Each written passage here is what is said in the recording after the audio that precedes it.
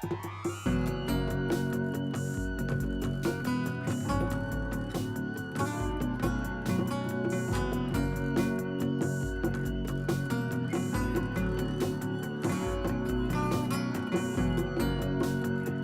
are the low-value men? The hijacker's passport was found blocks from the World Trade Center crash site. You can believe that. You can believe that. You can believe that.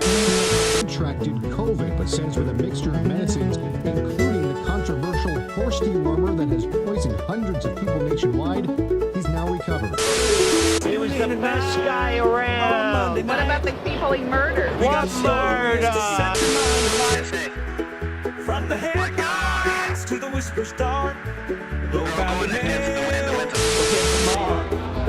Low value mail at 9 o'clock. Where truth and fiction take a walk. Why don't you swear on the Bible that you walked on the moon? You're a coward and a liar and a thief. Our stories are.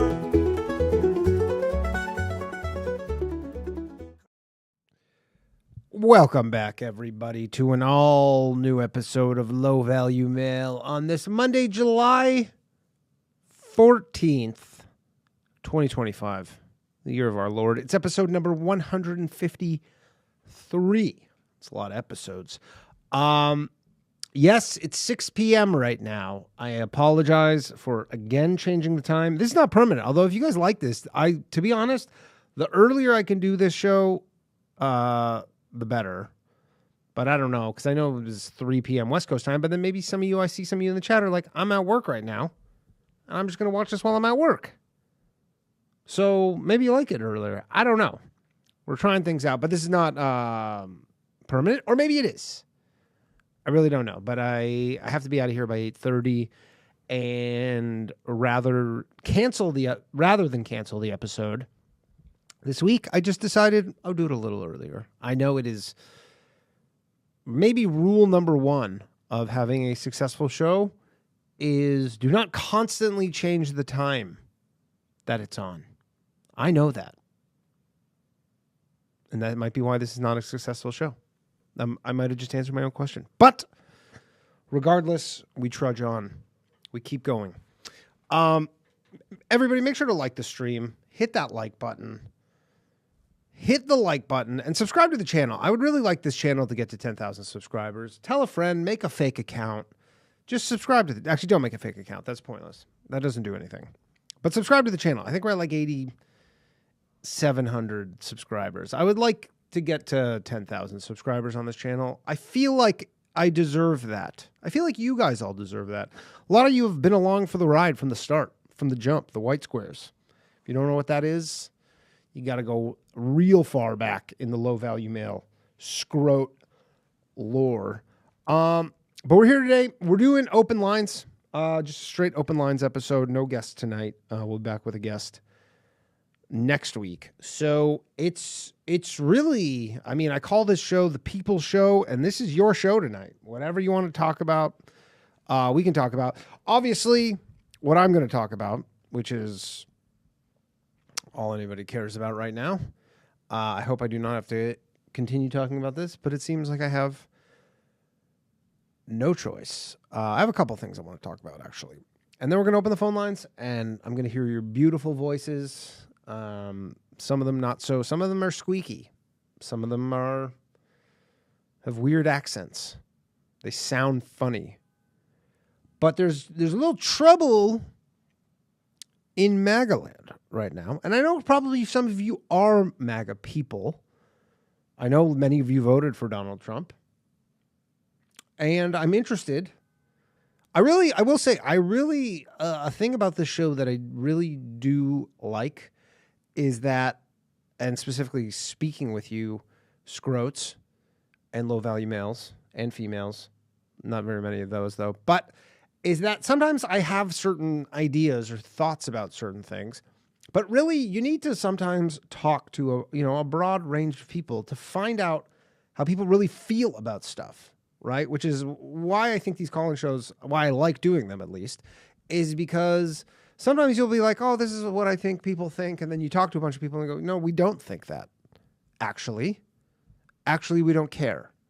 and you're wrong, and maybe you see, maybe some journalist says, oh, this is what people are saying, but then you talk to people and they go, don't really care about that. So anyways, trouble in Magaland. Donald Trump, President Donald Trump, really does not get why people care about this Epstein thing. Why do you keep bringing it up? Real boyfriend vibes getting caught cheating. Feels like that, doesn't it? He's just like, why do you keep bringing this up? It was one time. I was drunk. She was drunk. She didn't mean anything to me. Why do you keep bringing this up? He posted this absolute banger on Truth Social over the weekend. If you didn't see this, I don't know what you're doing with your lives. Probably living them like we all should, versus just being on the internet and on our phones. So if you don't know what I'm talking about, it's actually a win for you. But this is what Donald Trump said on Truth Social. By the way, why the fuck will he not just give up this Truth Social thing? It's not happening, okay? Some people use it. It's the worst app. Literally, it only exists because one guy owns it, who happens to be the president of the United States, has some sort of deal / ownership of this thing, and he just goes, like, you're not turning this thing into Twitter. It's never going to happen. Ever. Like, it was created, Truth Social, for the purpose of, like, when Twitter was, before Elon bought Twitter, and we were like, oh man, like, they're really limiting speech over on Twitter. We need some sort of alternative. And then Elon bought Twitter, and you go, Twitter's fine now. It's an absolute cesspool. If anything, Truth Social is probably closer to what Twitter used to be before Elon bought it. And Twitter now is everything Truth Social thought it would be, and more. But so Donald Trump posts, he says, what's going on with my boys? And in some cases, gals. Sounds like the intro to this show. What is going on with my boys? And in some cases, gals. They're all going after Attorney General Pam Bondi, who was doing a fantastic job. We're on one team, MAGA, and I don't like what's happening. We have a perfect administration, the talk of the world. Maybe the talk of the world. The shit talk of the world. I mean, people aren't like, really love these fucking tariffs they're slapping on us. Sick, man. Really the talk of the town here. But he says the talk of the world and selfish people, this is in quotation marks, should have been in triple brackets if you know what I mean, are trying to hurt it all over a guy who never dies, Jeffrey Epstein. I mean, I'm starting to think he might not be dead, to be perfectly candid. For years, it's Epstein, over and over again.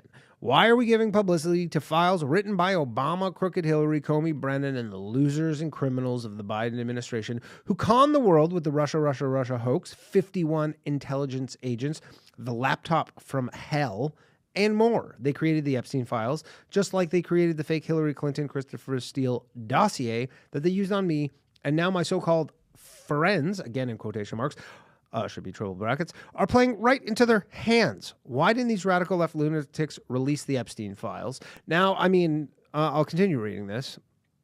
Like I said last week, my guess is the reason they didn't release the Epstein files is because everyone is implicated in them. He got everybody. It was a wide net was cast in this whole Epstein files business. And that's why. I mean, that is the most logical explanation at this point. Obviously, there could be some intelligence component, all that stuff. But the most logical, in my opinion, explanation is you go, this implicated so many people that they were just like, we're not going to release this. We don't care if this looks bad on Trump. This looks bad on us as well, which makes sense. He goes on to say, if there was anything in there that could have even hurt the MAGA movement, why didn't they use it? I just answered that. They haven't even given up on the JFK or Martin Luther King Jr. files, no matter how much success we have had securing the border, deporting criminals. Securing the border, they have been successful with. Deporting criminals. To be honest, I don't. Do any of you think that they're successful in deporting criminals? Are you guys chalking up this as a big win? Seems like, based on my math, they're going to be deporting like, I don't know, a few 100,000 people a year. Like in this year, they'll probably deport, I don't know, 400,000 people. Is that some big win? You have 20 million illegals in the country. I'm not saying you shouldn't do anything, and I know the big budget bill or whatever, big beautiful bill, just gave ICE more money than the Russian military for their annual budget, which should probably help crank things up a bit. But is it some resounding success at this point? I would say not. Fixing the economy, doing a good job there. Price of tomatoes are going up. Energy dominance, a safer world where Iran will not have nuclear weapons. It's never enough for some people. That is something you would say to your girlfriend who keeps bringing up that you cheated on him. You go, it's never fucking enough. Nothing I do is ever enough, huh? We're about to achieve more in 6 months than any other administration has achieved in over 100 years, and we have so much more to do. We are saving our country, making America great again, which will continue to be our complete priority. Now, I will, in Trump's defense, say that he's like, on the grand scheme of shit I'm up to right now, I know that a lot of you care, but he's like, I'm actually running the biggest economy and the largest, biggest economy. I mean, it's not the most populous country in the world, but it's the largest economy in the world. He goes, I'm running this shit. He goes, there's a lot of stuff to do. There's a lot of moving parts. I sometimes think about it. I go, how does this guy manage to do so much? There is so much to do. And in that thing, I go, he's like, why would I waste my time on this? Now, obviously people care about this, but he's just like, why is this important? I mean, you did say that you were going to release them, and J.D. Vance said that, and Don Jr. and all that stuff. But again, I will almost concede that. He says the left is imploding. Kash Patel and the FBI must be focused on investigating voter fraud, political corruption, Act Blue, the rigged and stolen election of 2020, and arresting thugs and criminals, instead of spending month after month looking at nothing but the same old radical left-inspired documents on Jeffrey Epstein. Let Pam Bondi do her job. She's great. The 2020 election was rigged and stolen, and they tried to do the same in 2024. Did they try and rig the 2024 election? How? Just with Kamala Harris? Just putting Kamala Harris in? Is that what he's getting at? It's funny because when he was running in the last election, he had like this period where he kept conceding that he did lose because they were forcing him to answer that question. They're like, do you think the 2020 election was stolen? And then he was like, we lost it by a hair. Like he had changed his tone to that because he wanted to get reelected. So he's like, we just lost it. And they're like, so you're saying it wasn't stolen? He goes, and now he's back to like, yeah, I just said that to get elected. Come on. What are you, dumb, bud? And then he says, that's what she's looking into as AG and much more. 1 year ago, our country was dead. Now it's the hottest country anywhere in the world. Let's keep it that way and not waste time and energy on Jeffrey Epstein. Somebody that nobody cares about. Somebody that nobody cares about. It's a wild statement, by the way. To just say somebody that nobody cares about, you're like, some people care about him. I don't think nobody cares about Jeffrey Epstein. That seems dismissive. And then he follows that up with, thank you for your attention to this matter, which is his new catchphrase. You'll be seeing a lot of merch coming up.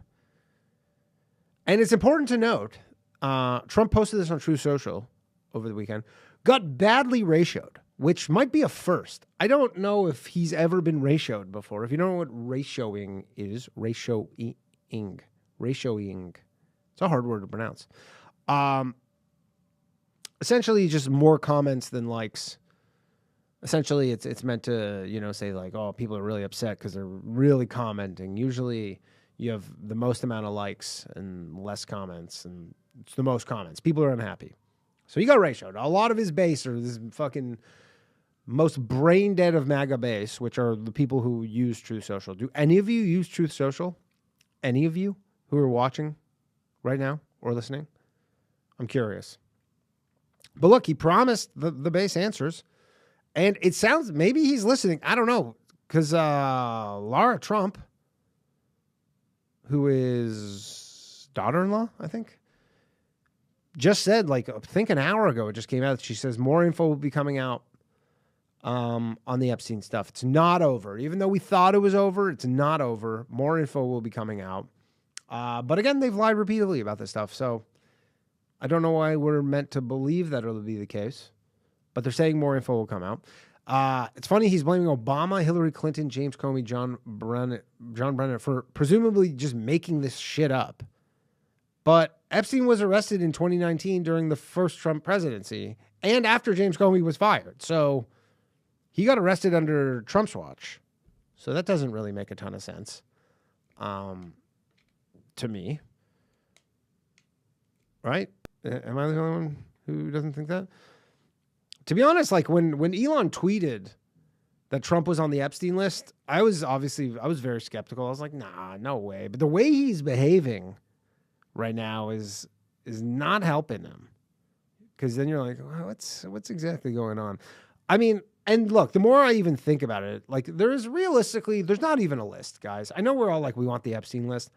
There's not a list. It's very unlikely that there's like a detailed list of there certainly might be videos of stuff. And I don't know if when we talk about even there being a list, we mean like a literal list. But I mean, he has a Rolodex. He has a Rolodex. He has his contacts. He has his black book, all that stuff, which was already released.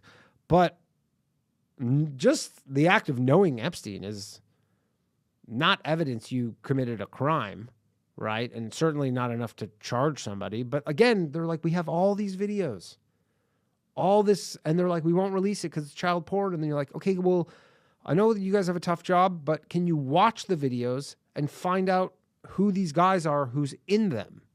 Could we do that? Right? I mean, even Dan Bongino's fed up with this shit. They were talking over the weekend. He's like, he's leaving the FBI. But I guess they calmed him down because that would look bad on Trump. And man, if Dan Bongino left the FBI over this stuff, that would not be a good look at all. At all. I mean, considering Dan Bongino, his whole thing was literally like, this is the biggest cover-up ever. And they go, yeah, and now you're participating in it. Look at that. But look, maybe they do release some more stuff. I don't know. I guess if they do release it, then the question will be, well, why didn't you guys release this in the first place? Just because you got ratioed?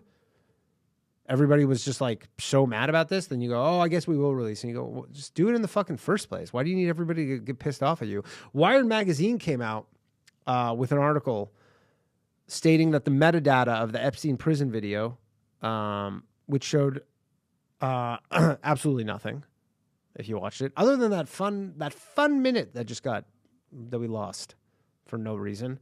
It was edited in Premiere Pro. This was some sort of big gotcha, actually, where they edited this video. It was edited. This is like really trying to drum up some shit when there's nothing there. Because Kash Patel did come out. I think it was either on Rogan, something I saw him on. And he's like, yeah, we're going to release the video. I think it was on Rogan.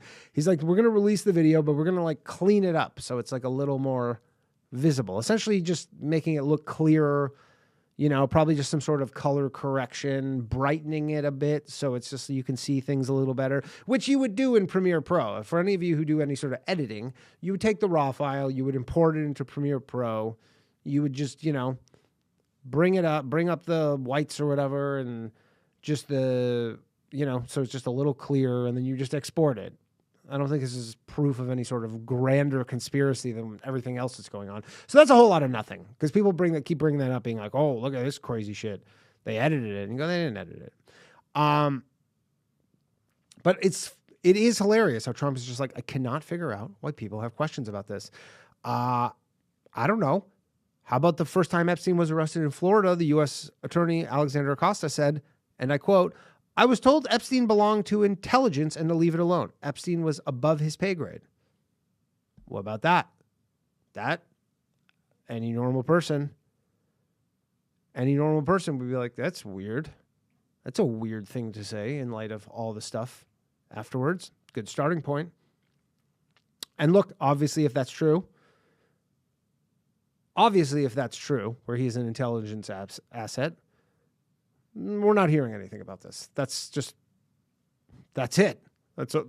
That's probably why you're not hearing anything more about this. CIA isn't exactly about transparency, which is kind of the point, assuming he's an American intelligence asset. Daily Mail reported today that Ghislaine Maxwell, daughter of a likely Mossad agent, Robert Maxwell, and Epstein accomplice. Someone who was, by the way, I didn't even know this, was never offered any type of cooperation deal, which is pretty odd. You would think normally everybody gets offered something.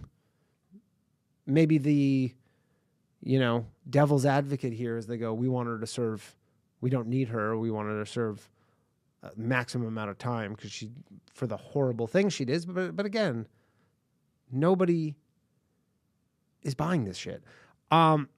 She's offered to testify before Congress, but it's being blocked. Apparently by the Republicans are blocking it. I'm sure the Democrats don't want it to happen either, but she's offering. She goes, hey, I'll tell you everything I know. I'm sure she wants, in exchange, some sort of reduction of her sentence, but she goes, I'll fucking squeal. So it was nice knowing you, Ghislaine. Keep up that line of speech there and see how long you fucking live. So look, they might toss us a few crumbs. We're not getting anything. This is still Black Pill Danny talking from last week. Everyone's making such a big deal out of this. We're not getting anything. Nothing of substance is going to be released. This thing is pretty over. My friend Jimmy Fallon, if you caught me on Fox News on Saturday night, following the Trump interview with Laura Trump. Actually, we were on right after that, so I think the ratings will be pretty good this week. But he said it best. He goes, forget it, Jake, it's Chinatown. If you know the movie, you know the reference, this is what it is. This is Chinatown, okay? The government does what it does. They're going to keep doing what they do, and there's nothing you can do about it, all right? And look, I know that some of you are Trump voters, probably more than 50% for sure.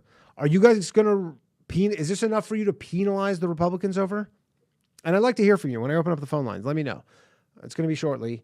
Is this enough where you're like going to penalize them? You're going to be like, I'm going to vote for what? The Libertarians, the Democrats, not vote? Is there anything that you're going to do about this? Or is this just one of those things that kind of sours you on the whole thing, but you go, it's just the cost of doing business. Like, I'm really not sure how much this really hurts Trump. Because again, what is the other option? Right? Like hardcore MAGA people, even though they're probably like, QAnon-ish, conspiracy-oriented people, they're still just like, yeah, this sucks. But I'm not voting for the Democrats. Plus, it also seems like, Trump is teasing going after all the Russiagate people in a huge criminal conspiracy case, which if he does that, then that'll just be like, here's the new thing. Here's the new ball for you to go fetch, guys. Don't forget about that, forget about that Jeffrey Epstein thing. We've got new fish to fry. So anyways, might be the end of this Epstein stuff. Maybe not, very likely. One more thing, and then I'm going to open the phone lines. So I'm not generally a doomer by nature. I'm not. I am starting to get a little worried about some AI stuff, though. I'm not going to lie. And maybe I could totally be incorrect on this. I could be totally misguided. I am starting to legitimately have some concerns about the AI stuff. On the latest episode of the All In podcast, I don't know if you guys ever seen it. Huge podcast. It's Jason Calacanis, who was on the Epstein Rolodex. He says he never went to the island, which goes back to my previous point, but he was on the list. David Sachs, Chamath, David Friedberg. On the latest episode, they had Uber founder Travis Kalanick on the show. He doesn't work with Uber anymore. He has this new AI robotics startup that is making these giant machines that can prepare food. Think like a Chipotle, McDonald's, anything like that. Essentially, you just put all the ingredients into this machine, and then it measures everything perfectly. And just it spits out, your finished Chipotle bowl exactly how you ordered it, puts a lid on it, puts it in a bag, utensils, everything. That's it. Just removes the need for human labor other than for prep of the ingredients. And that's for now, of course. That'll be the next thing is they go, okay, well, we're going to get rid of the people who even prepare this stuff, right? At some point, it'll just be like one guy who's just like a security guard who just kind of watches the machine and just makes sure the machine's running. maybe some maintenance people for the machine, but they're going to get rid of all that shit, right? And the thing that worried me about listening to this, and it honestly, it was like my main takeaway, as much as this was like this cool piece of technology, and you go, this is really cool and amazing. The thing that really worried me about this, and, you know, it's kind of making me a bit of a doomer on this whole AI thing, is that it never came up once when these fucking billionaires are having this conversation on this podcast, is that what are all these people that you're replacing going to do once they get replaced with robots? Like, what are these people going to do for work? Like, because it's not a matter of if right now, it's really just when. Like, when this stuff happens, what are they going to do? Labor in a restaurant is one of the biggest expenses. It's like usually 30-40% of the cost goes to labor. It's you know, it is, I don't know if it's the main expense, but it would be tied for the biggest expense. It probably is.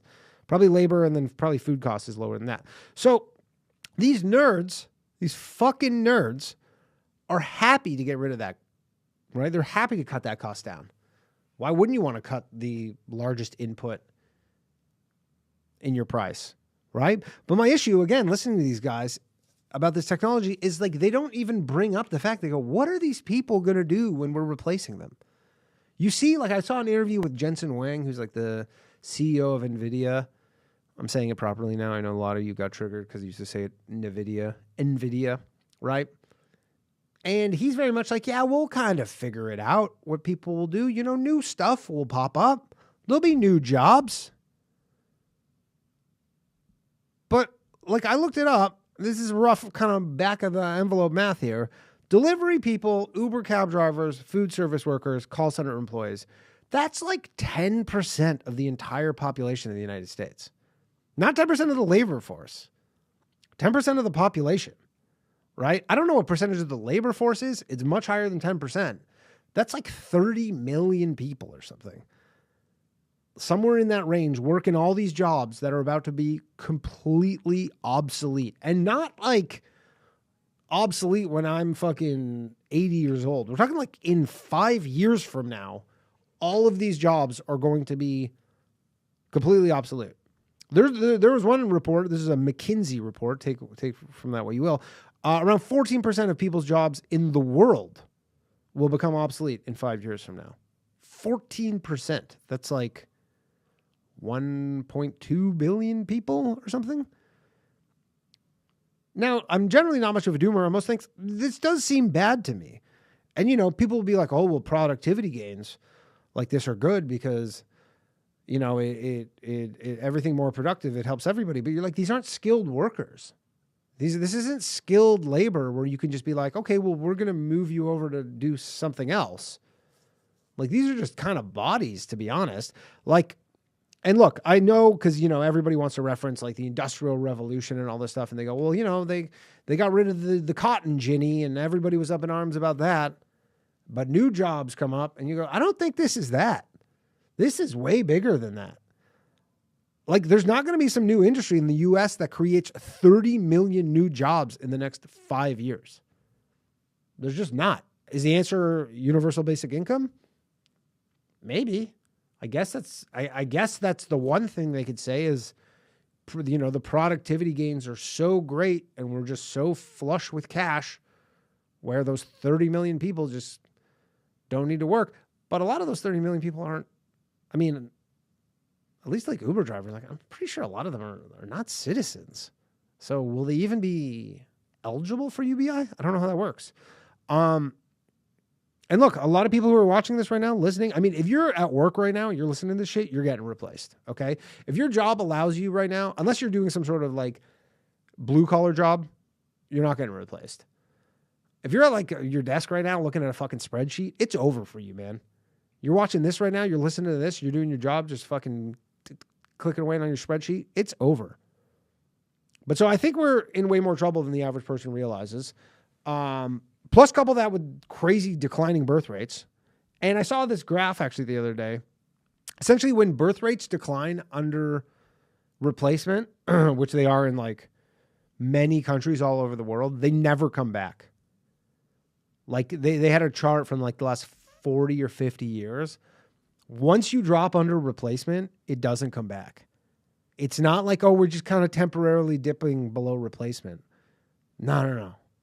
Once you dip below, it never comes back. So a lot of things, a lot of cause to be alarmed. I'm going to open the phone lines now. That's it for me. Phone lines are open, 1-888-949-2969. We got Mark taking your calls. Let's hear what you have to say. Before I take some calls, please, everybody, like and subscribe to the channel. If you're an audio listener, make sure to follow the podcast, leave a review, share it on Twitter or Instagram, wherever you social media, Truth Social. Give your boy a retruth. And if you like the show and you want to support it, you want him to keep doing it, tell a friend or sign up for the Patreon, patreon.com/lowvaluemail, MAIL, $5 a month. Help me do what I do. And also, I don't know about Bathhouse tomorrow night, but I think there's no episode of the Bathhouse tomorrow night, unfortunately. Not great, I know. It's not great, but it is what it is. We got some super chats. Amazing disgrace. We need to preserve historical source material. I read books based on books, and the stories end up reflecting modern narratives. That's a good point. I come buckets. Thoughts on Conor McGregor's crooked hog? I didn't see the hog. I heard that he was dangling a weight from the hog. Isn't that guy married? What's his deal? He must be in like an open relationship or some kind of deal where he's just like, yeah, just like, this is our arrangement. I just cheat on you and you get to be Conor McGregor's wife and take care of the kids and stuff. And, you know, you get some perks, but it's kind of like a Tony Soprano situation. Schneid Time says, I say we rewrite all the books to reflect current narratives. Oh, that's a great idea, Schneid Time. Absolutely wonderful idea. Just rewrite all that shit. All right. Let's go to the phone lines. We have 2 hours of... hold on. I just got a message from Mark says I'm... Oh, okay. Just get on the lines here, everybody. Mark just needs to dip out for like a 20-minute period at one point. So let's just get you all on the lines and let's hear from you. And let's go to first call of the night. It wouldn't be a show without Slav. Slav, what's up, man? Hey, what's up? You hear me? Yes, sir. First and foremost, shout out to fucking Elmo. Yeah, based Elmo. Dude, he was hitting them all, man. He was hitting the Jews. He was hitting that Trump. He was hitting that trannies, faggots, bro. Dude, do these big fucking companies never heard of two-factor authentication? I don't care, man, dude. Dude, Elmo is sick of being tickled. He's tickling back. I like that shit. Yeah, dude. I hope Elmo gets put on this. Like the ADL's hate speech and symbol reference page. Yeah. I hope they add Elmo because I'm gonna just be wearing Elmo hats and Elmo shirts. Is that the new? Is everybody just gonna be like Elmo's fucking gonna be like the hottest clothing now? You're gonna wear a lot of Elmo gear. You're Elmo. I did see a funny meme of Elmo from like as what's his face, Ed Norton from American History X, curb stomping the Cookie Monster. I thought that was good. Oh yeah. Yeah, it was good. It was good. Yeah, stuff. As far as memes go. I mean, dude, if that's Elmo, I want to see what Grouch has to say. Well, I'll tell you who doesn't want to get involved in this. I'll tell you who's very pro-Israel is the Count. The Count was not a fan of any of this Elmo business. Well, the Count is vampires a are all vampires. Even the original story, it's based off of Jews. Well, I mean, look at the Count, man. Guy looks like my uncle. Yeah, I mean, all these old stories like Grimm's fairy tales, they're all warnings about the Jew. And yet nobody ever heeded these warnings, huh? And now it's too late. Well, no, they made heeding the warnings that term, anti-Semitic or whatever the fuck. Yeah. I mean, honestly, also the Pied Piper. I was listening to somebody explain the story, and I'm like, so basically a Jew, and he's like, what? And I'm like, think about it, and he's like, ah, shit. You know what? I'm not gonna You're lie. right, I don't bro. even know the story of the Pied Piper. I know the reference. So to the Pied Piper. So this is the story. He comes into a town, and he says, "Oh, he rids a town of he brings rats, but then is Yeah. then denied payment." and then he tells, he holds a city hostage, yeah, and then he makes them all dance under his control to leave. But if they don't pay him, he takes their children. And it's basically an allegory of how the Jew uses the IMF to fund wars, and if they don't get in, they take their children by having their sons fight and die in wars. But isn't like the Pied Piper probably the story like hundreds of years old? It's the IMF. Well, I mean, the Jew is like a wandering 3,000-year-old satanic hoofed creature. So Sure. Let me check my feet. Yeah, I do have a hoof. You're not wrong there. yeah, well, hopefully more children's characters, like stuff that like people grew up with. Hopefully they start coming out of the woodwork with, true views, like maybe Arthur. Sure. Well, why don't some people on your camp write some new kids books? Seems like there's like some sort of market right now for like some new classics, if you will. I mean, if I was to write a kids book, I would be one. It would be for little kids to teach them. Just hang out with the kids who look like you. Yeah. That different kid is scary. Yeah, well, maybe something like the different kids smell, but it's not like some like moral thing where it's like it's really stay away from those kids. That different kid doesn't look like you or your skin. Yeah. Oh, and also, there might be. Do really you have any blue collar skills? Do I have any blue collar skills? Like that I could do professionally. Well, I mean, do you know how to use I mean, I know. Yeah. Like, I mean, nothing, like of real usefulness. But I mean, half the furniture in my house I've assembled myself. Oh, like goodness. anything where it's like self-assembly, I do all that stuff myself. I'm not like completely useless. I mean, me and Ryan did the Bugman versus Bugman challenge. I did a pretty good job on that piece of shit IKEA furniture or whatever the fuck that thing was. But no, I could not be like a tradesman. Absolutely not. I do not have the skill set for that. It's not that hard, bro. Just look for contractors and ask if they need a helper. I mean, honestly, I don't think that it's beyond my abilities. I just don't know how to do it. Would you be kvetching all day? Like, oh, my back. There would be some kvetching, yeah. But no, I don't know how to do it. I used to love when I was a kid. I used to watch Bob Vila all the time, though. I am interested in that. I actually, like, on Instagram and stuff, somehow I'll get in these rabbit holes where I'm just watching, like, contractors just make shit. I really, like, I don't know how, it's so funny that, like, there's this genre of bricklayers. Like, bricklaying is its, like, own, like, category on Instagram where you just watch people with their trowels just lay bricks. I don't think I'd want to be a bricklayer. Get into it. I mean, we're always going to need bricklayers. I mean, maybe not. Maybe one day they'll get replaced. That's the thing, though, is I didn't even talk about this with the AI thing, but they have all those fucking robots now, too. I didn't even talk about that. All these robots are going to come and even replace the things that people do consider, like, like a lot of even manual labor jobs will be removed. It'll just be only like high skill.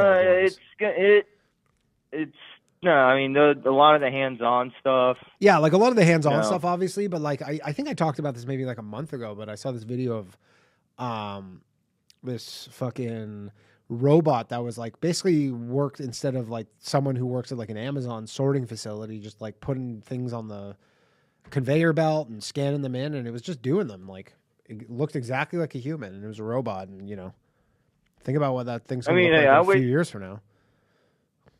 I wasted pretty much like 8 years of my life doing college and then doing this geography work when I was thinking I was going to be, and then it's like, oh great, college never told me my office was going to be slowly being replaced by all these fucking dot heads, all these fucking H1Bs. But dude, I mean, I lay pipe. Dude, you gotta, yeah, you do lay pipe. And then I finished concrete as well on the side, and I'm about to go into weld school that the union is paying for. So if anyone listening, I say this if you're working, yeah, I've said this many times. You're working an office job.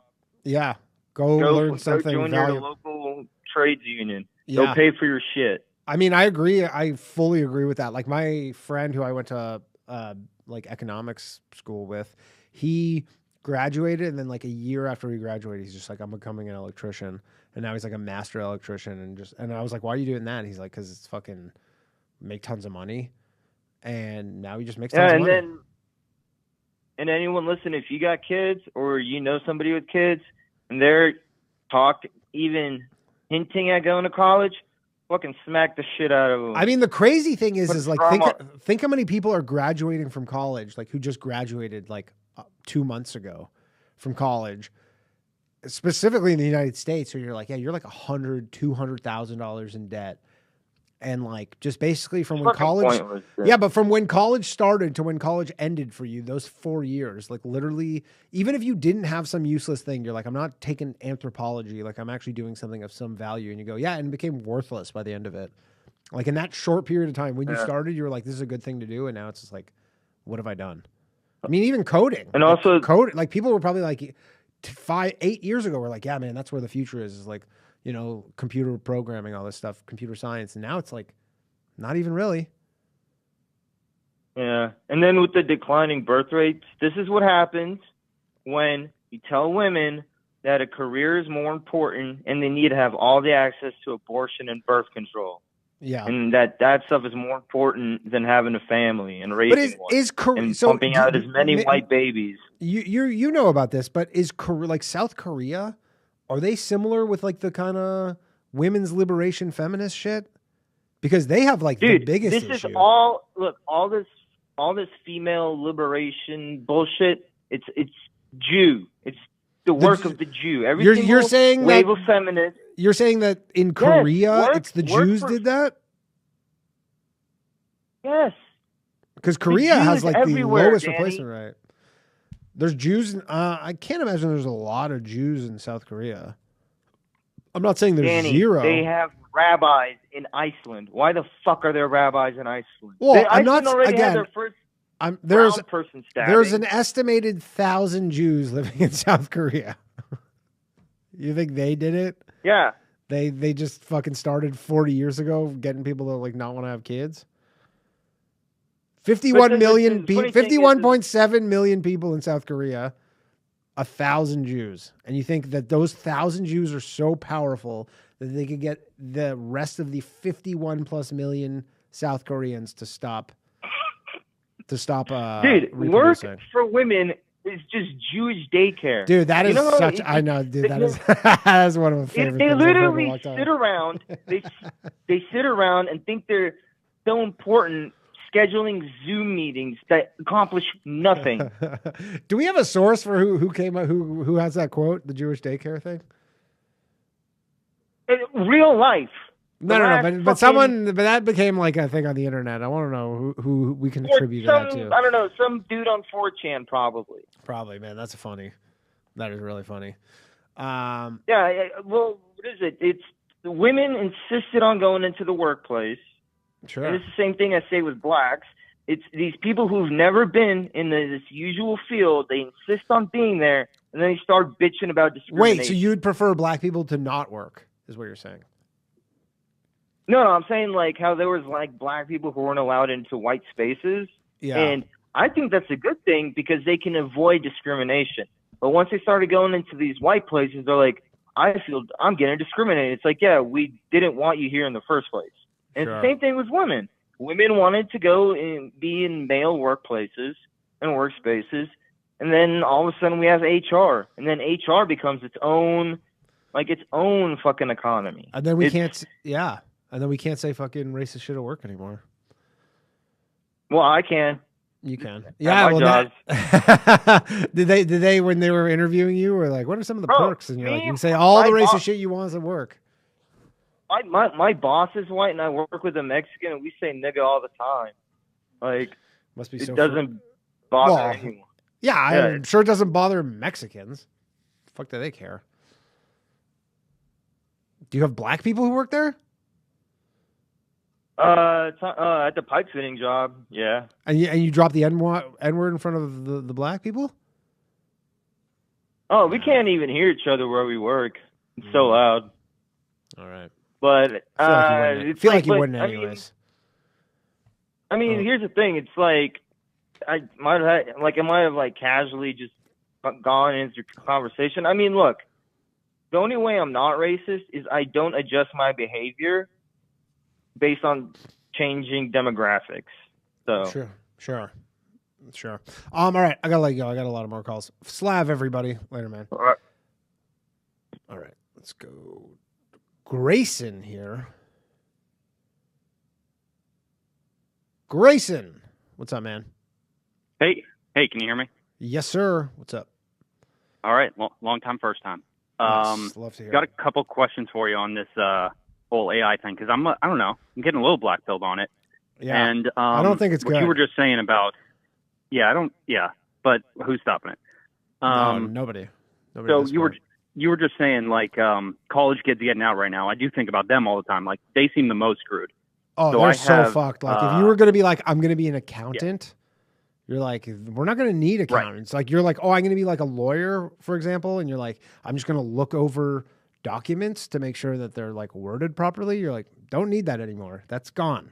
That is like, that's, right. I mean, so many of these companies are already using all this AI stuff for that. Now, again, the argument for that is they go, well, we're going to find new stuff to do. But you're like, what if you don't? What if you don't? But so I'm thinking about my two daughters, 3 and 5. It's better for them, right? Because at least the world will have shaken out where we're going, and maybe when they turn 18, definitely they have an idea. Because I have no idea right now. I mean, here's the thing: not to like paint them in a box, but nurses make tons of money. It's a gross job. It's hard, terrible hours, but women are better suited to be nurses for sure. And they make lots of money. But right now, if you have young kids like that young, impossible to say what the world will even look like when they're going to college. Like, it's so hard to say. Like, the best thing you can do I make the joke that they'll go to trade school and hang out in the parking lot trying to get wiped up. But sure. I mean, but it's so hard to say like in 15 years what anything will look like, let alone 5 years from now. So I mean, the best thing you can do is try and just make them as well-rounded as possible. And just, I'm sure whatever. I mean, it must suck when you have like kids and then they're like, oh, they have this specific aptitude. This is the thing they're best at. And you're like, yeah, the thing you're best at is useless though. Right. And I say that as a comedian. I don't know. Yeah. Like I'm sure my parents were not super pumped when I'm like, I'm going to be a comedian. They're like, yeah, that's not great. Yeah, but it might be one of the last jobs, that exists. Maybe. I mean, the robot figures it out. We've been saying for a while, like, AI will never replace comedians, but it sounds like there will be some point where, like, AI can't really make, like new ideas. But then I watched this interview with Jensen Wang on the weekend, and he's like, yeah, we're not that far away from where AI literally will be coming up with, like, stuff that humans could have never even really comprehended. Now, I don't think it'll replace like stand-up comedians per se, because there is still just like this human. And the more shit goes online, people will want to do stuff like in person. So that is good for it. But yeah, there's still so much stuff where you're like, fuck, man, this is going to be like, what? Yeah. What so here's my second part is, so I am a tax accountant. I'm an accountant. Okay. I'm a tax accountant. And I've made it to senior manager. So the next level is partner at one of the big 4 firms. Yeah. I mean, I'm going to watch the ladder burn underneath, but I'm here until I should try to get to the top to at least stave it off. Right. Absolutely. I mean, play the game. Like I wouldn't give up on it. Like like if you've managed the people who are going to be most redundant are like kind of the people who just kind of, you know, check your work, I guess. I don't know if that exists in your line of work, but I imagine there are people who are just like, yeah, I just, you know, make sure everything's like abides by like the tax code. And you're like, well, AI can do that. Like, you know. Yeah, I just think it's all, like, I do tax returns. Like, the AI is going to be able to do these pretty soon. AI could probably do that now. If we don't have a version of AI that can do like H&R Block, for example, that is not going to exist. There's going to be no need for that. You're literally just going to upload all your shit, answer some questions, and they're just going to be like, here you go. And it'll be like to the letter of the tax code. No question about it. And that'll just be it. Right. Like you're not going to need like tax preparers, like none of that stuff. And even if you have more complex stuff, like it's probably, again, like your value, I imagine, is your like the knowledge you have, which is essentially can be referenced instantaneously by some fucking AI agent. Yeah, I mean, we're starting to use these AI agents, and they're answering all my questions pretty well. Exactly. And maybe now you go, oh, they're only 95% right. That's not good enough. But I mean, are you guys 100% right? Like, no, exactly. Right. So you're like, and what happens when he goes, yeah, they're 95% right. We're 95% right. And they cost 1/100th of the cost. But our company spent a bunch of money to like start using India, like whatever, 15, 20 years ago. And, but they're the first ones to go, right? Yeah, they'll be well, I don't know. I mean, obviously. Or the U.S. staff is the first one to go. I mean, if it's like some Indian dude who makes $20K a year or some American who makes $150,000 with benefits, you're like, they're probably going to get rid of the $150,000 job first if they can. Like, those are the biggest. And the $20K will just be feeding the machine. Yeah, exactly. They're going to be the ones, they're going to be doing the tasks of feeding the machine. And, you know, I'm sure there'll still be people, you know, just there'll still be someone who needs to just make sure everything's right. But like eventually that'll even get sorted out. I mean, you can logically see how this doesn't end well, I feel like. Yeah. So I'm worried. I'm with you. I just wanted, I guess, second your opinion on that. Yeah. Yeah. I mean, again, you guys might like with tax. I don't know how you, it seems like tax is a pretty set thing, you know, like we have the tax code, it gets changed. How many changes in the tax code? It gets changed, just changed a little bit. But how many changes in the tax code get made on an annual basis? Like handful? Well, usually not that much. And then in 17, it got changed and it got kind of adjusted. Like 17 was a big change, and this last one got kind of changed. Right. More like it just stayed the same when stuff was set to expire. You could feed that into your AI thing, and it's just like, all right, noted. Probably takes 5 minutes. Right. Done. Yeah. Bye.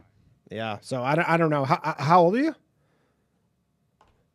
35. 35. So I would just say save as much of your money as possible, assuming that it doesn't get completely debased. But well, I know. I only started buying Bitcoin recently. I only got 0.2 of one. I was hoping to get to 1.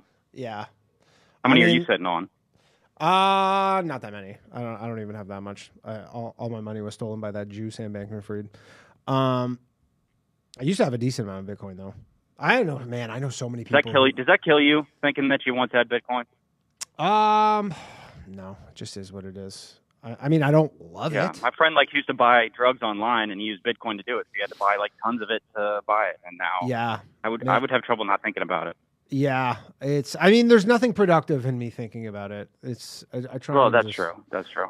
I'm just like, for what? It's like, I don't know. I'm very much not like the type of person who dwells on past mistakes. Otherwise, I'd just be in a fucking mental institution with, fucking what's a straitjacket on or some shit. I just go, it is what it is. Yeah. Shit happens. All right. So is this the point of the call where I start ranting about Jews? Yeah. Let's hear it. No, I'm just kidding.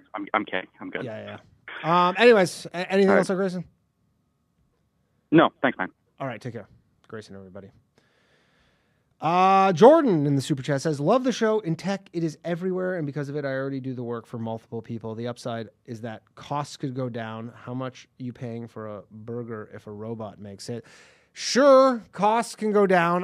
Yeah, that is true. That costs could decrease everywhere, which is overall would be a net benefit for everybody. But realistically, the way inflation has gone in the last decade, you're like, what's the best case scenario? We just get the same like shit costs the same as it did 6 years ago, 8 years ago. Is that a huge win to just wipe out the last like decade or so of inflation? Doesn't seem like a great compromise.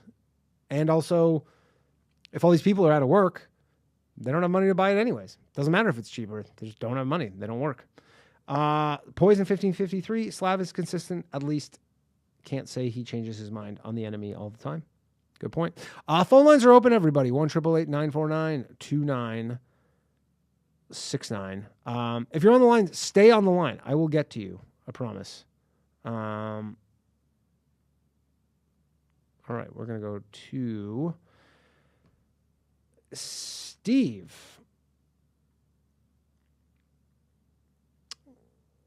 What happened? What happened to Steve? I don't know what's going on here. I'm confused.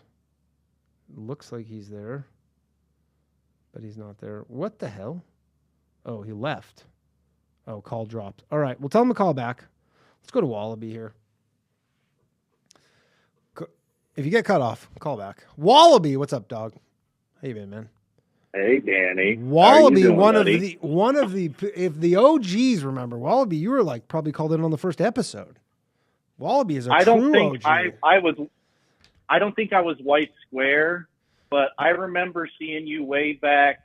I think you did a sketch for Hard Times where it was like a bass player. The bass player support group. Yep.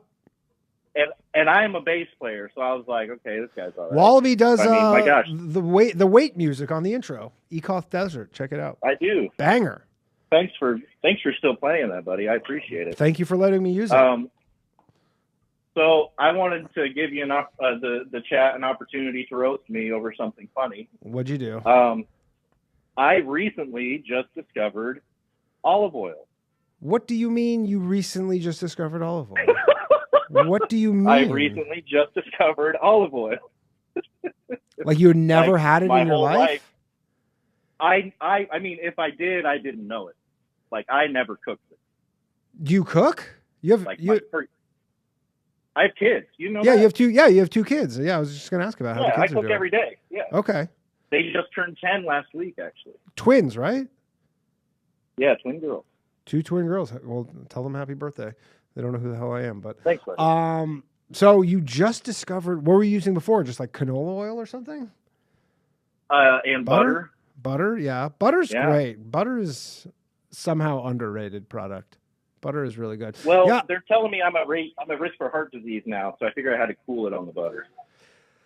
Yeah, that one I don't get because I guess maybe they're the type of fats, but they're still both fats. They're both just pure fat. I don't see how one is. But I guess olive oil is a little better. But here's the funny thing. Well, here's how it happened. How I found out I was at risk for heart disease. My insurance texted me. It was like, hey, you should download this app because it'll help you get health. Because I've been going to the gym. I got an electric bike. You know, I'm trying to get back in shape. Nice. So I get the app, and there's like a nurse on there, and I'm talking to her, and she's like, so how long have you been diagnosed with heart disease? I was like, what are you talking about? And she's like, well, this app is for people who have heart disease. I was like, I haven't been diagnosed with heart disease. And I asked my doctor, he's like, I never died. So what, the insurance company sent you this? So yeah, apparently the insurance company is they're just making decisions with your data.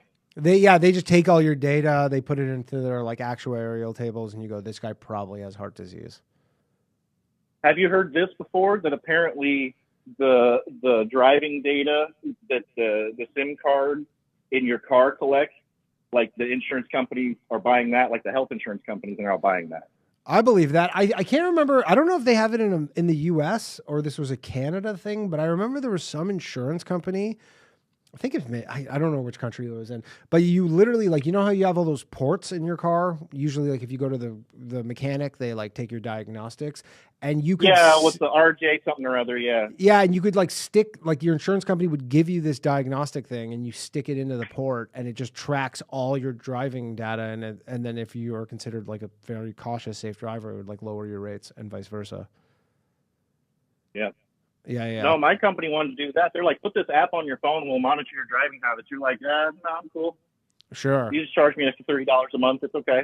Yeah, exactly. You're like, at some point you go, well, how much money am I saving here to just be tracked 24 hours a day? You're like, I'm good. Yeah. But so then Well, and I what the figured nurse, out Comcast is doing that too, because Comcast, Xfinity, my provider is, a lot of people's providers, if you use their gateway, yeah, you don't pay a service fee for using their equipment. But if you want to use your equipment, it's an extra $50 a month. what? Why would they charge you for using your own equipment if they weren't making money selling your browsing data? Yeah.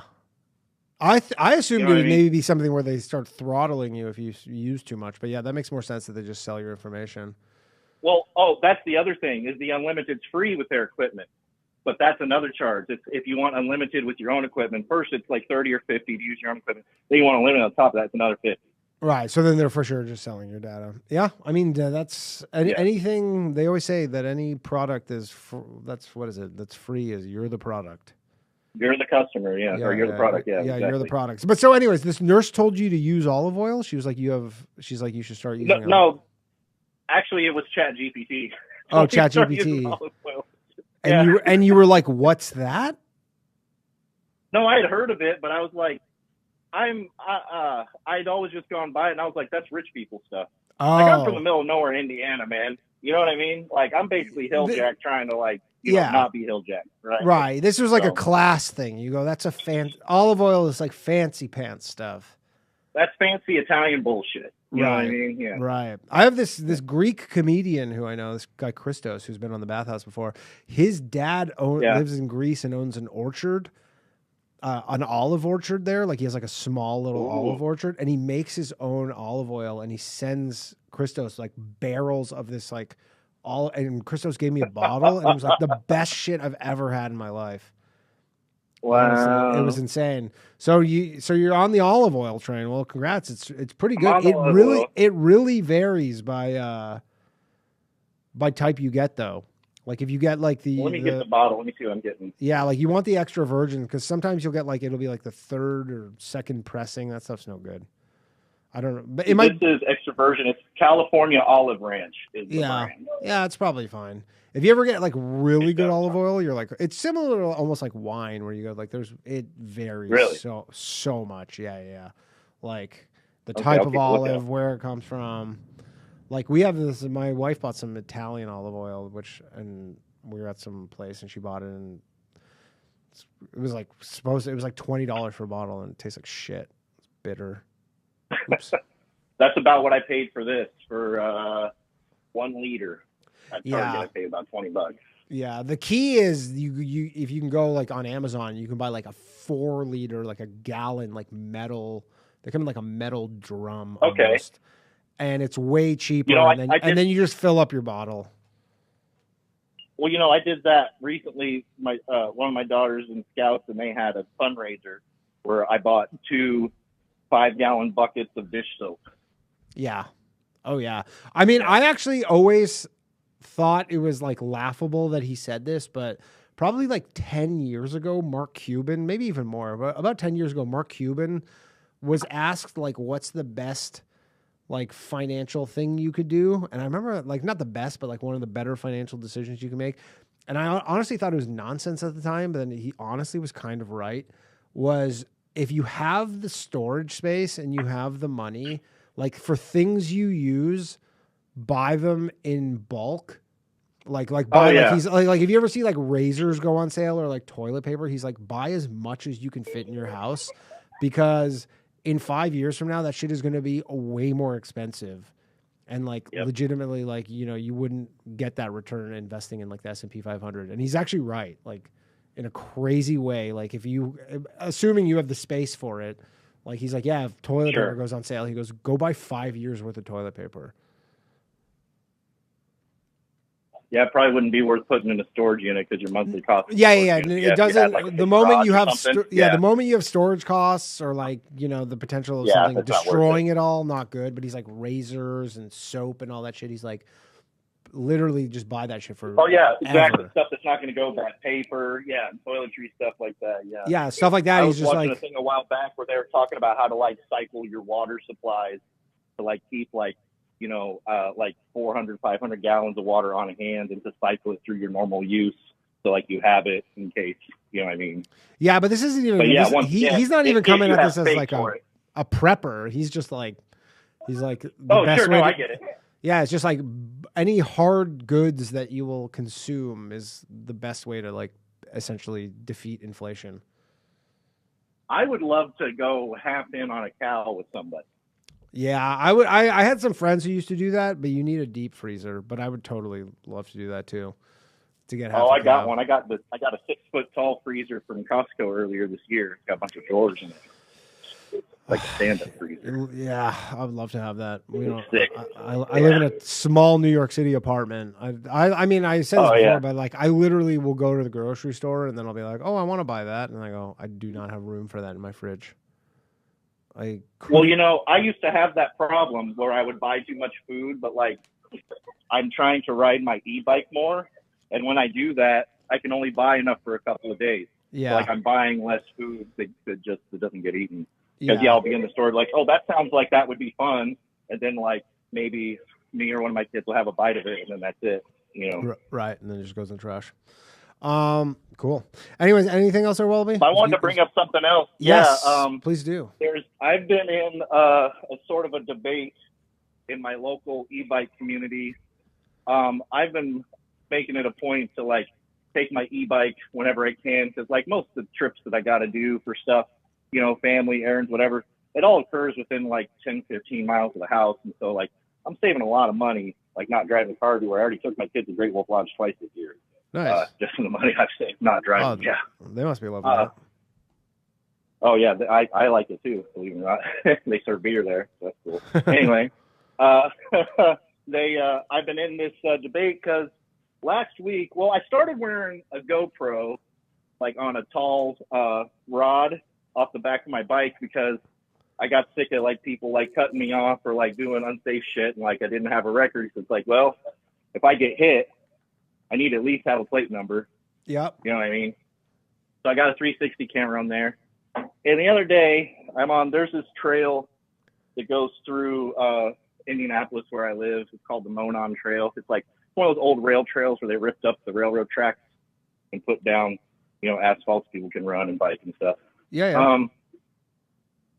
And this guy that you're not supposed to speed, you're supposed to give notice when you're passing. And this guy wasn't doing that. Basically, he blew past me. He almost hit a couple other people in front of me. And then like he almost hit this other guy and had to slow down. And I yelled at him again. And you probably see where this is going. He pulled over and he didn't like that. And then he wanted to shove me. And then as soon as I squared up to him, like he decided that was enough and took off. But like the community that I've interacted with online in a couple of different groups, like in Discord and Reddit and some other places, has basically said, I'm in the wrong because I told the guy to slow down. And I should mind my business. And if people want to operate unsafely, that's just fine because I might get shot. And I'm just having a hard time accepting that. Might get shot? That is a uniquely American problem. Where you go, yeah, you could intervene, but someone might shoot you. Well, that's my whole thing is like, if we're just not gonna enforce like cultural norms or like kindness and stuff like that with just a little, hey man, that's not cool, without the threat of it escalating to violence or death, like we've lost the country, man. Well, you're describing the subway on New York City right now, because the subway in New York City is literally that, where it's just like someone fucking blaring music, and if you say something, they stab you. So it's like, yeah, I mean, like you were saying before with replacement rates, like they don't come back up, like how do you fix the economy? Like, yeah, no. It's like, I remember the first episode of Sopranos when he's talking about, he's like, you ever feel like you come in something right at the end? Yeah. Yeah. That's where we're at. It's the end. It's the end. You got to get out while you can. Well, and go where? I remember the first time you ever called in, you were going to move to the Philippines. I don't know. That's the thing. I don't know where you're going to go, right? The Philippines, wasn't that? You were going to move to the Philippines? Oh. I can't move there with my kids. Gotcha. Because they only give resident visas to people who marry in or if you're over 55, I think. Right. You can. Yeah. You have to be. You can get like a retirement visa. Yeah, either that or you have to marry a citizen. And I'm not really keen to like marry somebody that I met online. Right. That's a good idea. Because I mean, like, their dream is, I feel like the yeah. Filipino woman dream is not to marry an American and then he moves there. I feel like that's the other part of it, right? It's like, they're like, we want to leave the Philippines. Well, I've been seeing a girl for a few months now. She's a corrections officer, and she likes to cook, and she enthusiastically pleases me orally. So I can't complain too much. I get home cooked food, and I get enthusiastic oral. Yeah. Like, well, then, like, you got to count your blessings in life. Sounds like you're winning. Wallaby. It sounds trying. like no reason to move to the Philippines at this point. All right, I'll Wallaby. tell you what, Danny, I'm doing a lot better now than I did 3 years ago, and I always appreciate your time. Appreciate your time talking to you, man. Thanks for using my music. Great catching up with you, man. It's good talking to you. See you, bud. One of the OGs, Wallaby, everybody. Phone lines are open, everyone. 1-888-949-2969. Getting enthusiastic. Beegers. Never a bad thing. All right. Let's go to Dylan here. And it's open lines tonight, everybody. Howdy. Hello. What's up, Dylan? Howdy, sir. I was listening to a couple of the listeners, and one thing that I always say is the Little Rascals movie is a metaphor for women at work. You ever seen it? Like the little, yeah, I saw it. I was probably like a young child when I saw it. That one bitch insists on coming into the friend group. Yeah. And then she ruins everything. Yeah. And it's pretty a lot, simple. That is a lot of things. Yeah. I mean, I can say women definitely did that with comedy.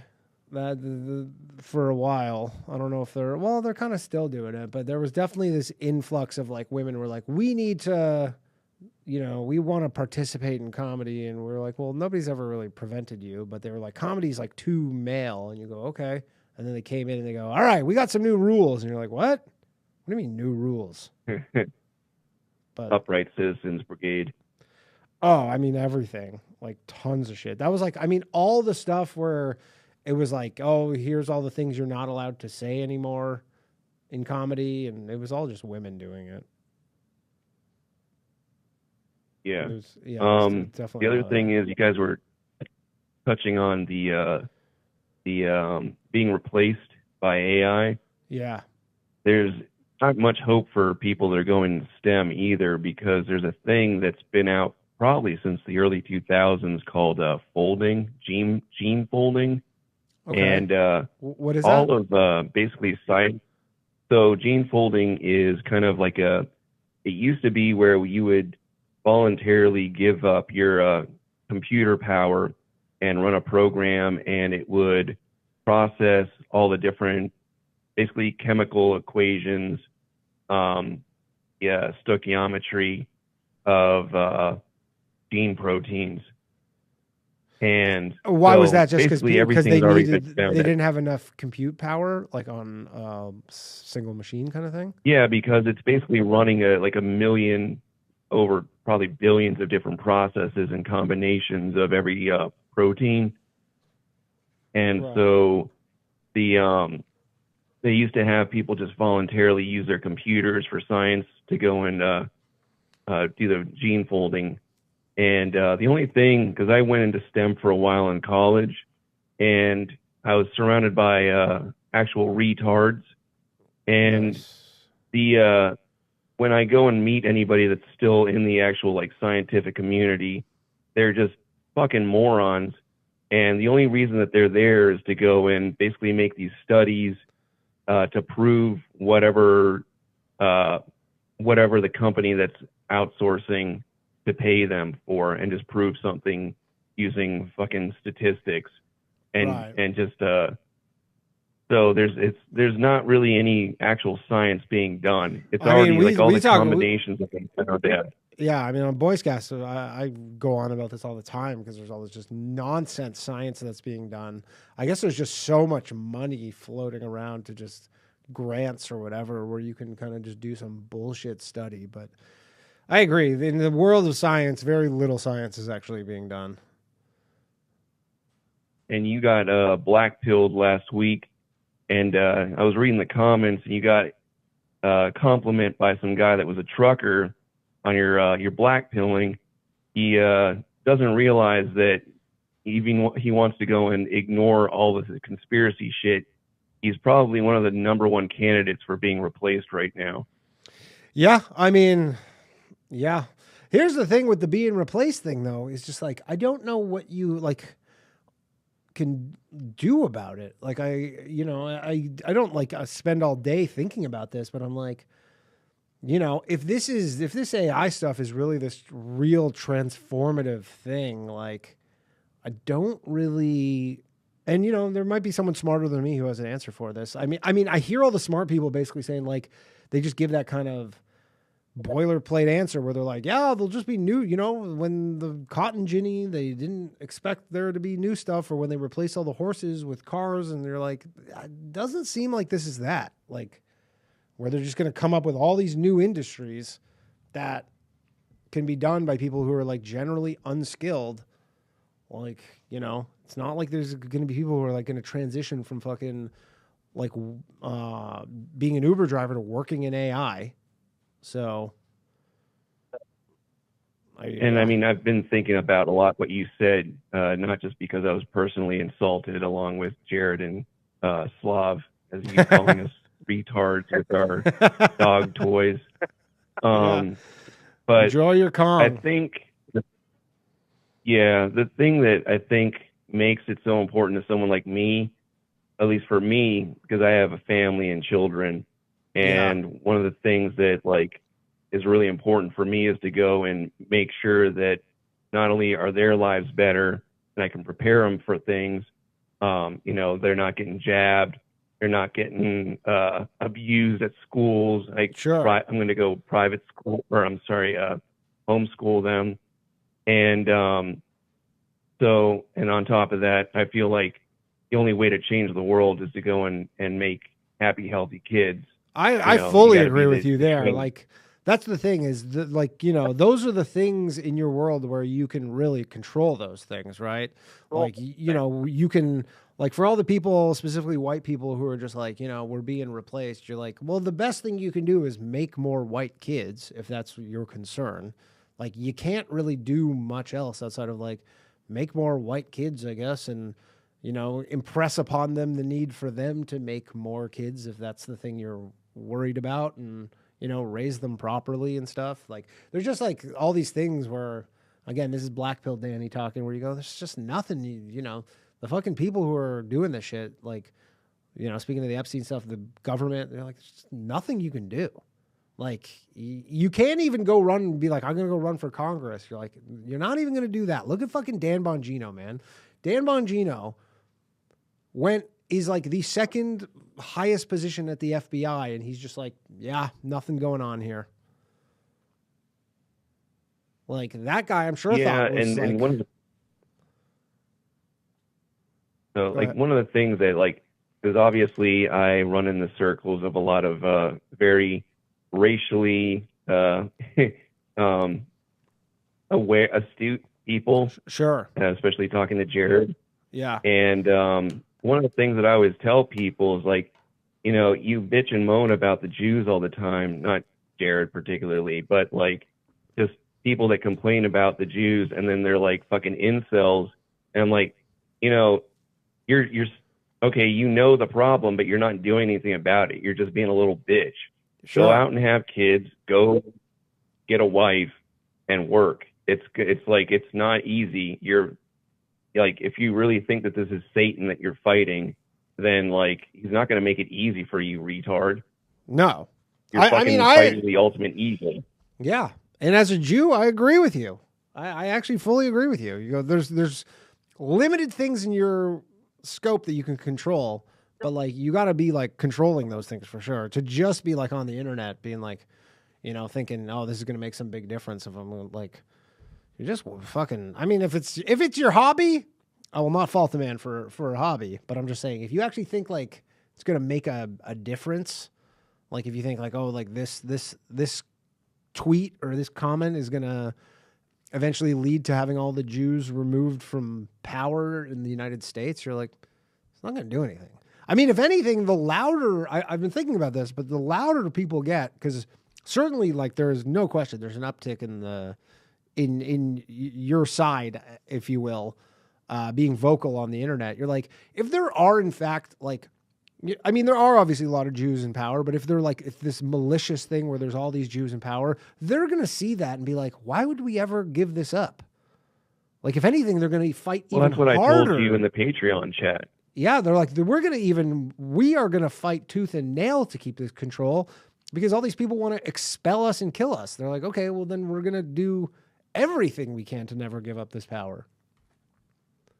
Well, and I think that's one of the things, the pitfalls of something that you were saying before is like, you think that me, Jared, and Slav, you know, hate Jews. We've gotten that commentary before, but it's like, first off, these people aren't real Jews. You got to study like what the actual background of this is. But then people like you get basically attacked because you have no choice.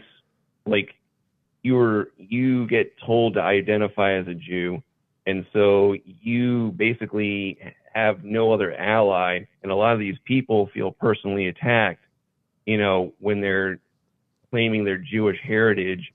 But it's Scientology, it's a mafia, and they use people that like want to say, there's so many secular people, you can't even identify a Jew because like you look at the population of Israel, you got these deformed redhead goblins, and then you've got like, you know, model-esque olive skin guys, you know, that could be on the cover of some magazine, and it's like, what the fuck does a Jew look like? Sure. You don't know. It's all part of the fucking club. Go around Brooklyn. I can find you some. But yeah, it is closer to a club. I will concede that is, you know, it's not like black where you go, hey, I can just see a black person and that's not a black person. That's a black person. It is a little, but I mean, that's our whole, that is the crux of, or at least one issue is people go, oh, they're shapeshifters. You can never tell when they're around. But I'll end this call soon. I just wanted to say two more things. Yeah, go ahead. I think everyone always complains about AIPAC, and you know the devil always kind of reveals himself and has to be kind of honest. So like when Ted Cruz the other day was getting railroaded by Tucker on that interview, and he was saying, well, AIPAC's not that big of a deal, and I think he's telling the truth because, as I was calling a couple of times before about those secret pipelines in the Middle East where Israel was working with Iran to buy oil, and the whole thing of the Iraq War came down to basically JINSA, which is a Jewish Institute for National Security of America, led by Michael Makovsky. Okay. And they're the lobby that actually controls and sends over people from like high-level chiefs in police departments or intelligence over to learn from Mossad. They're the people that were the ones that instigated basically getting the secret pipeline from Kirkuk to what was it? It was the Iranian oil, like the secret Iranian oil pipeline. Yeah, and actually even Iran and Israel were in partnership with a Eilat to Ashkelon pipeline that's actually illegal for you to speak about in Israel. As of 2017, you'll go to prison for treason. Yeah, but that was, I read that article. From what I understood, you could correct me, but that was just like if you're in, because that made no sense because I read that. I was actually, maybe you can clear this up because I read that article that you told me about. And it was like, you can't talk about it, but then they're like, but it's in the news. So like, from what I understood, it's just like, what, if you're in the military, you can't talk about it? Because like, surely a civilian can talk about it. I don't know for sure. I mean, it's like they have these federal laws for federal employees, in the right. states where Yeah, you yeah. can't. It's like right. like- It's something along those lines. It's not like But, a I mean, a still- person can't discuss it. It's just like if you're privy to this information in some federal capacity, you can't talk about it. That makes more sense. 'Cause I was But you're reading welcome to go over there as a pedophile. Sure. You know, Well, you can hide there as a pedophile. You can Don't go there talk as about the pipeline. you can go there as a Jewish pedophile. They don't take non-Jews. It's I mean Okay, really apples and orange. I mean, well, it's really just a loophole in their whole law of return thing because it's like technically I could go get loopholes in Jewish law. Very, very weird. Technically, I could go get Israeli citizenship, and if I was a pedophile, I could easily. What are you hiding, Danny? Hey, man, I have triple loyalties: Canada, America, and Israel. I'm upping it on the dual loyalties. All right, and one more thing, because I want to ask you, and it's a question that I want everyone to kind of think about, is if you were Trump, because of the recent suspicious little behavior that he had at that conference, if you were Trump, would you give like a 2-hour national talk about spilling the beans and just like everything you know, but you had to admit that you were with an underage girl? And no, fuck no. See, so I think that's predicament we're in, because, or would you even respect him if he did that? What do you think would the outcome be of that? Because, for instance, going back to this Iraq war, the Scott Ritter is the guy that was a whistleblower that proved Saddam didn't have WMDs. And they put him into prison because he was role playing with a woman that was saying she was 15. Yeah. I mean, look, Trump cannot come out all sorts of shows now. Trump cannot come out right now and like admit to being a pedophile. That would literally, I mean, here's the thing is like the Republican Party would be like, we will not allow that. You will ruin us for decades moving forward. Like that'll never, you know, even if it was in the best interest of America, that would never happen. I mean, he would never do that regardless. I don't even know how much he cares about the party, but like he would never do that just on his own. He's not going to sully his, you know, reputation and legacy by being like, that was the fucking pedo president. Like never would happen. But no, that just would never happen. He's not going to, even if it meant vanquishing all of his enemies, because they're also on that list, not happening. Okay. That's kind of what I was getting at. And also like, or even if he did that, would people here respect him? Like, no. You know, what would their opinion be? I mean, it was just, dude, that's like to save Earth. To save Earth? Oh, that's an interesting one. If he had to come out, I mean, if he did come out, he'd be like, I had no idea. It's like, she had a full bush. It's like, I didn't think she was 15. I thought she was 25. I only found out she was 15. Right, this isn't Love Lines. Well, I'm just saying he would literally be like, you know, he would try and make it where he's like, I didn't realize I was doing, if this is to save Earth from like a catastrophic event, I still don't think he'd do it. I still think he would. I don't think he would have the capacity. If anything, they would have to like leak it somehow to make it seem like it's not coming from him. I don't know, but no, I don't think we're ever going to find out who's like in those videos. And the fact is, they have these videos. Like the list. There's probably no list, but there's videos. They admit, they go, there's 10,000 whatever hours or 10,000 videos. You're like, who is in them? I can't believe that Jeffrey Epstein made 10,000 videos of just himself. Highly unlikely. Well, I mean, I record videos with me and my wife. I'll share them in the Patreon chat for you guys. Cool. You got 10,000 of them? But, man, buddy, I've been at this for a while. Oh, next time I'll call in with my swinger stories from when I was a bull. That guy, the Punisher, you guys had on. We're just finding out that Dylan gnarly... was a bull? Yep. All right. Call into the bathhouse. I got some gnarly stories. Call into the bathhouse with the bull stories, because I definitely want to hear that. For sure. All right. All right.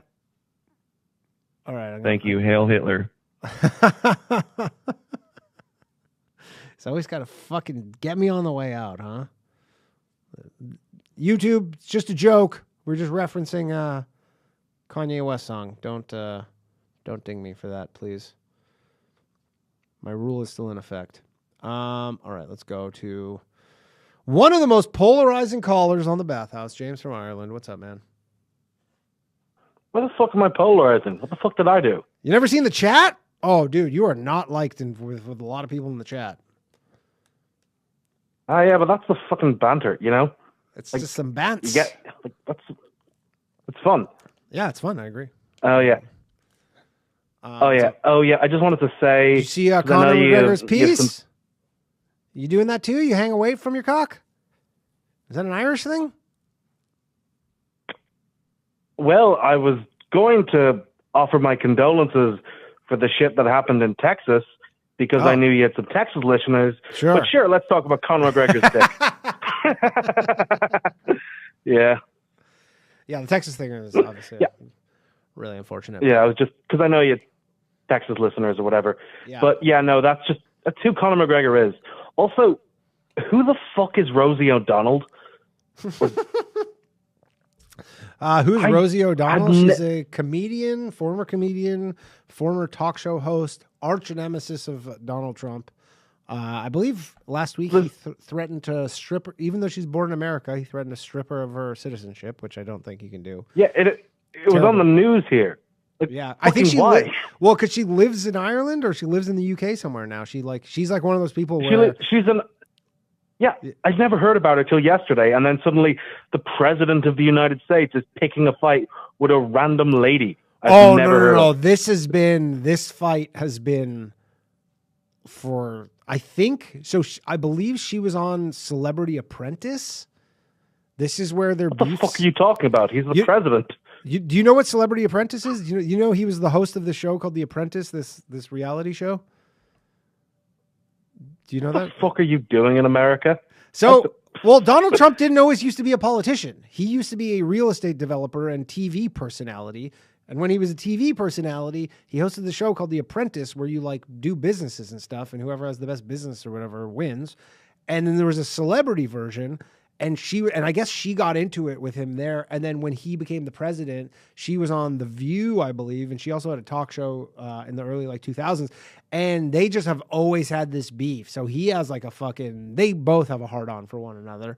They both hate each other. And so she was very vocal, like he's the fucking biggest piece of shit. And they used to always go back and forth. They hate each other. There are wars. Yeah. They hate each other. I fucking love it. This is the American version of the Troubles right here. The Troubles between Rosie O'Donnell and Donald Trump. This is the type of shit that I love about America. Just the random petty bullshit. Like no other like in China, they don't have like Xi Jinping is in a fight with some random lady he knew in college. It's like, fuck you, you bitch. Well, yeah, the difference is if that random lady in college says some shit about Xi Jinping, she just disappears. There's no fight on her end because his way of retaliating is what Donald Trump wants to do, which is literally send her to a fucking gulag.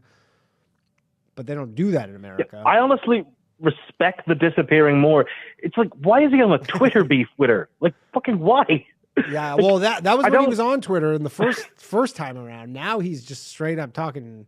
Oh yeah, on his own thing. Yeah, he's either on his own thing or he's just Go ahead. There were meetings in Ireland. Like the ambassador had to get involved. Sure, like, things are what the fuck. Again, why? It's like he can't. I love America. He can't strip her of her citizenship. She was born in America. I mean, I know he wants to. I mean, he's said it many times, which is, in my opinion, not a good thing for even a president to say that I want to strip my enemies of my like petty enemies. This isn't even like a political rival. This is just like some fucking celebrity. I respect it. Yeah, you like it? You want more of that? Yeah, I respect the pettiness. That's the type of shit I like in politicians. He's a petty man. No question. Yeah, like I get the appeal. Just having a random dislike of some random lady from 30 years ago from it's not TV random. show or something. She's a big celebrity in America. She is like, a lot of, I guess I would assume you would have maybe known who she was there, but she's not like nobody. Why? Well, she had like a huge daytime TV show here forever. Like she was on The View and she had her own Rosie O'Donnell show. In America. in America. We don't watch that. You guys don't watch like, American I TV? literally, What are you watching, Coronation Street? Fuck off. Well, okay, first of all, I don't, but I've literally never heard of her till yesterday when it appeared on the news that things were being signed, and then there was like a meeting going on in the ambassador's residence over the this is never change, America, never change. Yeah, and I do completely respect it. Like, no, he's got my full support in this. I love the petty bullshit. I mean, hey, this man, is the best part of all of it. I don't know what she's contributing to the Irish economy. You should get rid of her ass. She literally just. I have literally never heard about her till yesterday. Yeah. She just, from when I Googled her, she just seemed to be a retired celebrity. Yeah, that's accurate. Yeah, she is retired. I don't know what she's done recently. That is accurate, but I mean, wait till she's on your fucking. Wait till she never comes back to America, and then she's all over your TV. Because I guarantee you, in Ireland, they're like, man, we should get Rosie. I'm sure they've pitched her. You go, hey, you want to do a TV show in Ireland? It would be a big deal to have like some washed up American celebrity be on the TV. In Ireland, we don't really take things. We don't really have like a graw or sorry, my bad. I won't talk in Osqueilic to you. Stick to English, my bad. Yeah, please. We don't really have a respect for the celebrities. It's like we don't like people who have notions. Oh, okay. For lack of a better word. So someone who's like coming in and like wants to be the center of attention, we're like, piss off. Right. So, I mean, I could just see like, someone in like, who's in, I don't know what the biggest TV channel is there, but like, just be like, hey, you want a show? You're here anyways. Yeah, I feel she'd probably get like a Netflix deal, I guess. Maybe. Or something. I don't know what she does anymore, though. That's the problem. Is she has I nothing don't to either. contribute. I don't know who she is. Like, there are wars going on. Yeah. I mean, Trump's got a lot on his plate. He's willing to fucking, moderate all these wars and at the same time just talk shit about Rosie O'Donnell. Didn't his like fucking best friend just release Mecha Hitler? They're no longer friends, and they're in the. That seemed to be a bug in the code. Apparently, that's been patched. It was interesting though that all that shit happened on Twitter or Grok or whatever, and then the very next day, the CEO of Twitter is just like, "I'm resigning." Wasn't even. I feel like that should have been a way bigger news story based on the timing, where you're like, because it must. I don't know what's going on there, but like. She was like brought in to Twitter, and then just the Mecha Hitler shit started. Like there is some element to me because Twitter has become an absolute cesspool, and I'm gonna be honest. I've got off Twitter. I can't I used get off to like of it, but I still like it. I still do like it, but there is some element to it where she like, this is things a fucking sinking ship. I'm out. I just used to see a lot of, like history stuff and I don't know, fucking like guy doing a flip or something. And now it's like the amount of like Nazi shit I just keep getting. Oh, yeah. It's just fucking like, it's a lot. And it's like, whenever you see like, oh, they're going to kill you. It's like, you want to pay attention to that, but it's like, I just don't want to get online and just get angry at shit. Yeah. It's just exhausting. Yeah, I mean, I'm like, more just a casual observer. I just like to see what's going on in the world. I like to take the temperature, if you will. It's certainly I heard more of it. But I mean, I think that is the natural thing that happens if you go, we want to be the free speech. Oh, yeah. We want to be the unbridled free speech platform. That tends to be what happens. Like it happened with... Unless you got a meme, or unless you like criticize Israel, I guess. Or have a meme of a politician. Yeah, but I mean, even then, I see even Instagram like kind of, turning into not Twitter like to that extent, but I see tons of stuff about the Jews like when I'm just like scrolling through Instagram reels. Not really into that, but I did always like respect America for its free speech thing. That's something I always like really respect about America. Yeah. Don't love the whole like kicking people out for criticizing Israel for some fucking reason. Or no, like that was a thing in our parliament. Like our parliament was like discussing what was it like the big meme of your vice president with the big head on him, the big head, the fat JD Vance memes, yeah, like that was made like, it into your parliament. People talked. Yeah, like apparently in the embassies, you've been checking everyone's phones and reading through everyone's social media. Like it's noticeable. Yeah. Yeah. Right? Well, no, I know that. Like, yeah, they've been doing. Like, come on, we're Ireland. We're grand. We love you guys. Yeah. What do you do? Yeah. I mean, they say they're doing that because they're like, oh, we want to like. I mean, they've always done that. They've always had that ability to go through your phones, like when you travel in the United States. Specifically, they would do that because they just want to make sure you're not working illegally. It never used to be because they thought you were a terrorist, maybe occasionally, but now, yeah, it's like it is a bit much. I'm not gonna lie, for them to just be like, yeah. It is America. You're allowed to do what you like. You're allowed to do what you like really, if you're American. That's the big. Yeah, no, I meant as a country, you can do whatever you want. Yeah. Look, power to you. Don't want to be like a dick and just yelling at you from the sidelines. Like, sure. Do what you got to do. Yeah. Just, I mean, hey, man, if the libs didn't go super crazy for the last 8 years, it wouldn't be like this. But they just could not control themselves, and this is what you get. This is very much my all the fucking. I my actually theory on this. saw. Yeah. You go. No. Go ahead. That's all I was gonna say. I was given blood the other day, and I just looked in at the form, and I just saw the word Latinx. Oh, and I'm like, what the fuck is a Latinx? Yeah. I was donating blood, and I'm just like, what the fuck is that? I had to Google it. I didn't know what it was. Right. Well, that's the thing that you got to realize when you don't live in America is that everything is downstream culture-wise from America. So when something happens in America, you go, that's so stupid. You go, that's coming to your country, pal. Like that's that was popping off here, I don't know, 6-7 years ago. Like the funny thing is that we're almost over Latinx. We're like past that now, where we're all like, yeah, that was fucking stupid. It took some time for like Latino people to be like, yeah, we're not saying that. That's dumb. It's like we literally have a gendered language. Like it makes no sense.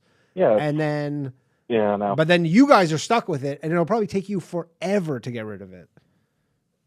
One of the best and worst things about Ireland is we're very slow to change, but we're also very slow to get rid of things. Canada. So we kind of didn't really. So we kind of got some of the woke stuff, but it didn't really go in. But then the stuff there is going to take a long time to leave. Yeah. But like we're like the last ones to do something, but then we're the last ones to change it. It's like a centrist paradise. Canada is exactly the same. Canada is like exactly the same. They do the same shit where they they're late to adopt this stuff and late to get rid of it. All right, James, I gotta go. Nice talking to you, man. Yeah. James anyway, from Ireland. See you, and also God bless to all the people in Texas. I just, it was a big thing. Yeah. All right. Thanks, James. All right. Tried to win some of you back there. All right. We're going to take some more calls. If you're on the line, stay on hold. I will get to you. We have a bunch of people on the line here. We got another 45 minutes. And we've got Pants. Mr. Pants. What's up, man? Oh, Danny boy, Danny boy, Danny boy. What's up, man? Knocked down. What's up? This is it, fella. Yeah, how you doing today? Very well. How are you? Doing well, thank you. You have the coffee shop, right? I do have the coffee shop. Yes, sir. Right. How are things going with the coffee shop? Oh, coffee shop is booming. Is the cost? Been a great weekend. May I ask? Have you noticed any effects from all these tariffs? You must have a lot of inputs that are not made in the United States.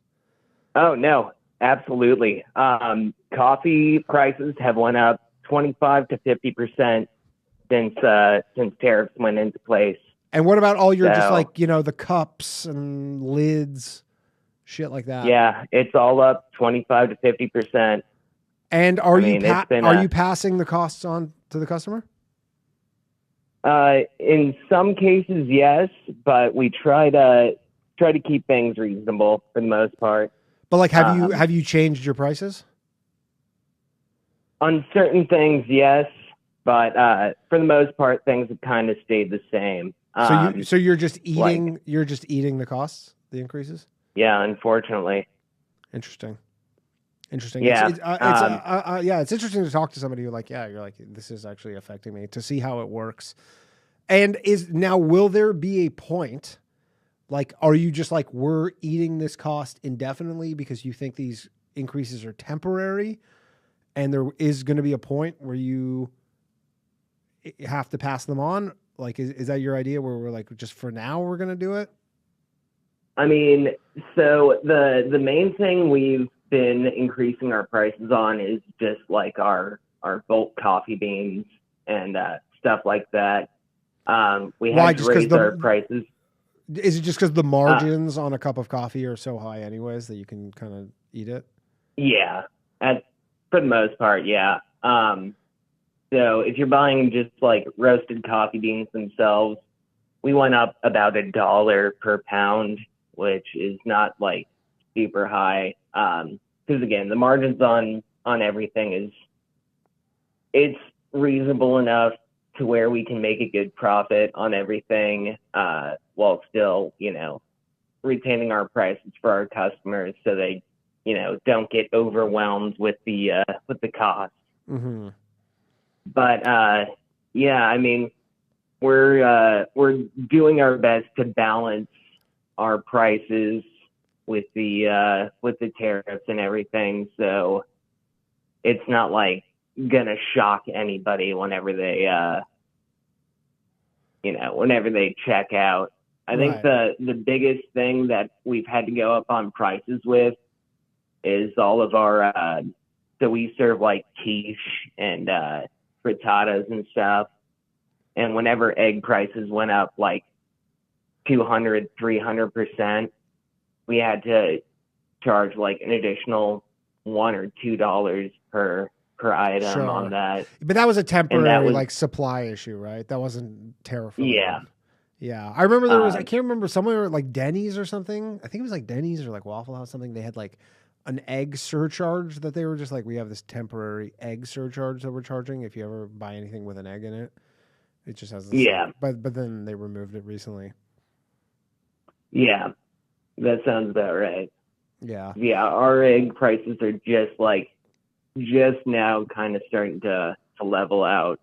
They aren't to where they were, but they're getting a little cheaper. Yeah, getting a little cheaper. Yeah, because I wondered about this tariff stuff because I mean, even just now, like maybe 2 hours ago, Trump announced he's like, there's now a tomato tariff from Mexico, 17% tomato tariff. And I am curious, like, because me personally, I haven't really seen costs increase in my normal life, but is there a point where you're like, just take some time before, businesses eventually are like, yeah, all right, it's like, we've been eating this for long enough, time to pass it on. Yeah. I mean, there is no domestic replacement for coffee other than like Hawaii, the one state. Yeah. Hawaii is the only coffee producing state in the U.S. So. And they're probably more expensive anyways. Oh yeah. It's incredibly expensive to get Kona coffee. So, I mean, you're still better off getting, tariff on the foreign coffees than you are buying Kona coffee. Right. And do the suppliers, last question on this, but do the suppliers eat any of the tariff costs? Like, are they not usually. They're passing just the whole thing on to you. Yeah, for the most part. Interesting. Yeah, it is. I mean, all of our coffees went up at least 25%. Some of them up to 50%. And it was just explained that like this is just a tariff cost, like it's just itemized tariff. X%. Yeah. Pretty much.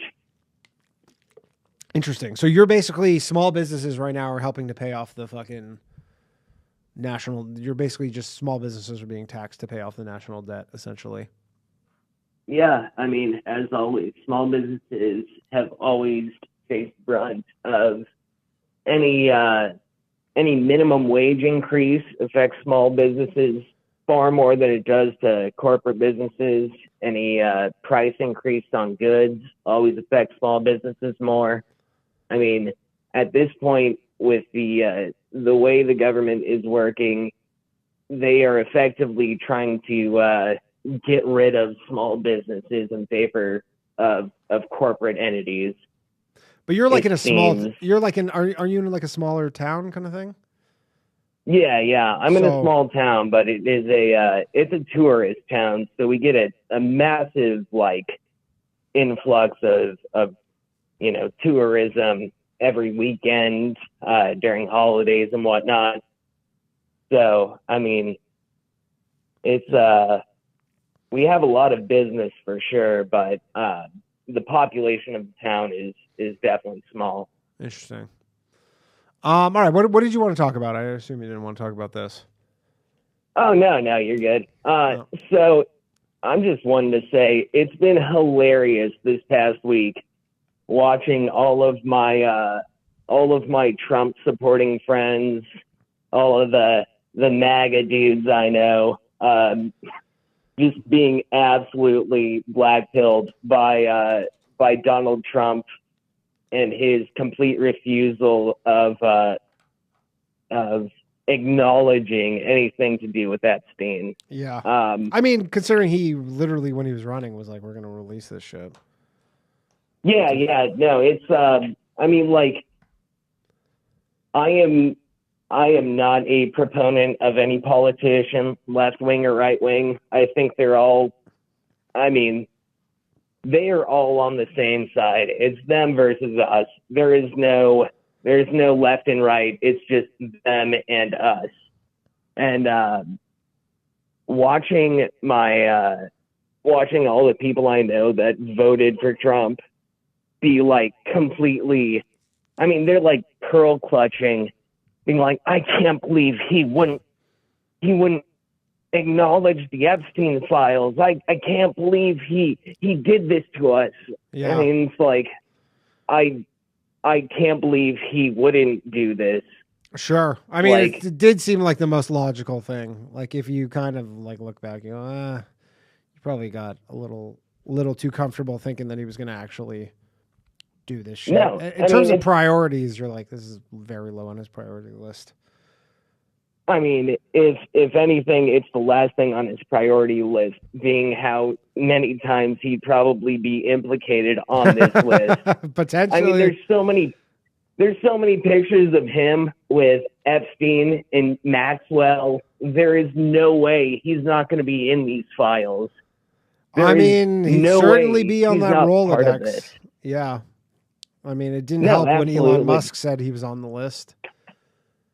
That's for sure. It is. It's the last thing that he would release. Yeah, my question though is, and I said at the beginning of the show, is any of these MAGA people are they going to be they're not switching parties? So my question is what's the downside for Trump? How many people are I'm a Democrat now? Unlikely. No, not at all. It's if you're still playing into the left and right wing politics, they're still going to be on the right wing of things. But I think it is going to again blackpill a lot more people from the U.S. political system and make them realize that this isn't a two-party system; it's a one-party system of the elites who are the ruling class versus the common man versus the middle and lower class. It's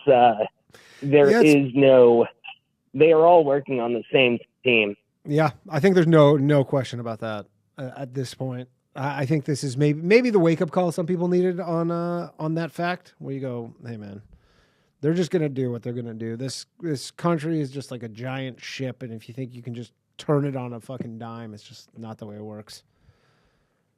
Exactly. Yeah, but again, politically, I don't know if I can't see people being like, I'm gonna go vote for the fucking psycho libs who are did all the shit they did the last 10 years. So probably Trump kind of thinks about it and he goes, yeah, no benefit to releasing this thing. And there's no real downside to just fucking being stop talking about this. Why do you guys keep talking about this? Yeah, he doesn't have to worry about re-election at this point. So. They still have the midterms, though. I guess that's what everybody kind of says as it goes. There's still the midterms, and a lot can happen there. But no MAGA person is going to go vote for their fucking congressperson, Democratic congressperson, just to stick it to Trump. Maybe they just don't go vote. I guess that's possible. Yeah, I mean, maybe they abstain. Not much of a reason to vote anyway. It doesn't seem to affect anything. I mean, no, it doesn't. Whoever wins popular vote doesn't end up winning the actual presidency. It's all. I mean, the Electoral College just makes it seem like such a scheme. Yeah, I mean, I still think there is a point to vote, like on a local level, like because you can actually. Oh no, absolutely. Local level and like maybe less so on but still on a state level, like you can actually see them make changes that like affect your life. Federal government, like unless Trump really does get rid of the income tax because these tariffs things work so well, and then everybody's like, okay, I don't pay income tax anymore. That's crazy. Besides that, though, they're like, yeah, they're just spending all your money on shit that you don't even ever see. Yeah, no, I agree with that completely. I mean, local elections and even state elections are the only things that really make a difference when it comes to voting. But yeah, I mean, unless Trump manages to get rid of income tax, I'm just being fucked even more than I was under Biden with all of this. Right, which is with all of this tariff shit. Interesting, because I mean, I imagine there's millions of people in your situation in this country, millions and millions of people who are like in exactly your boat. But I guess, everybody's good. If the scenario where eventually one day you go, hey, I have to pass on these costs, and every other coffee shop does it, so you're like, it's not a big deal for me to do it, then I guess it's just kind of everybody getting fucked at that point. Yeah, and again, the corporations will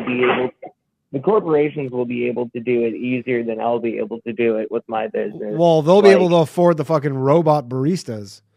Exactly. You won't even have access to them, let alone afford them. So they'll literally just replace all their staff with robots, and you'll just be stuck, just getting chiseled. I mean, that and like the automation in corporate coffee shops, like there is much less training required at a Starbucks than there is at like a traditional coffee shop like mine.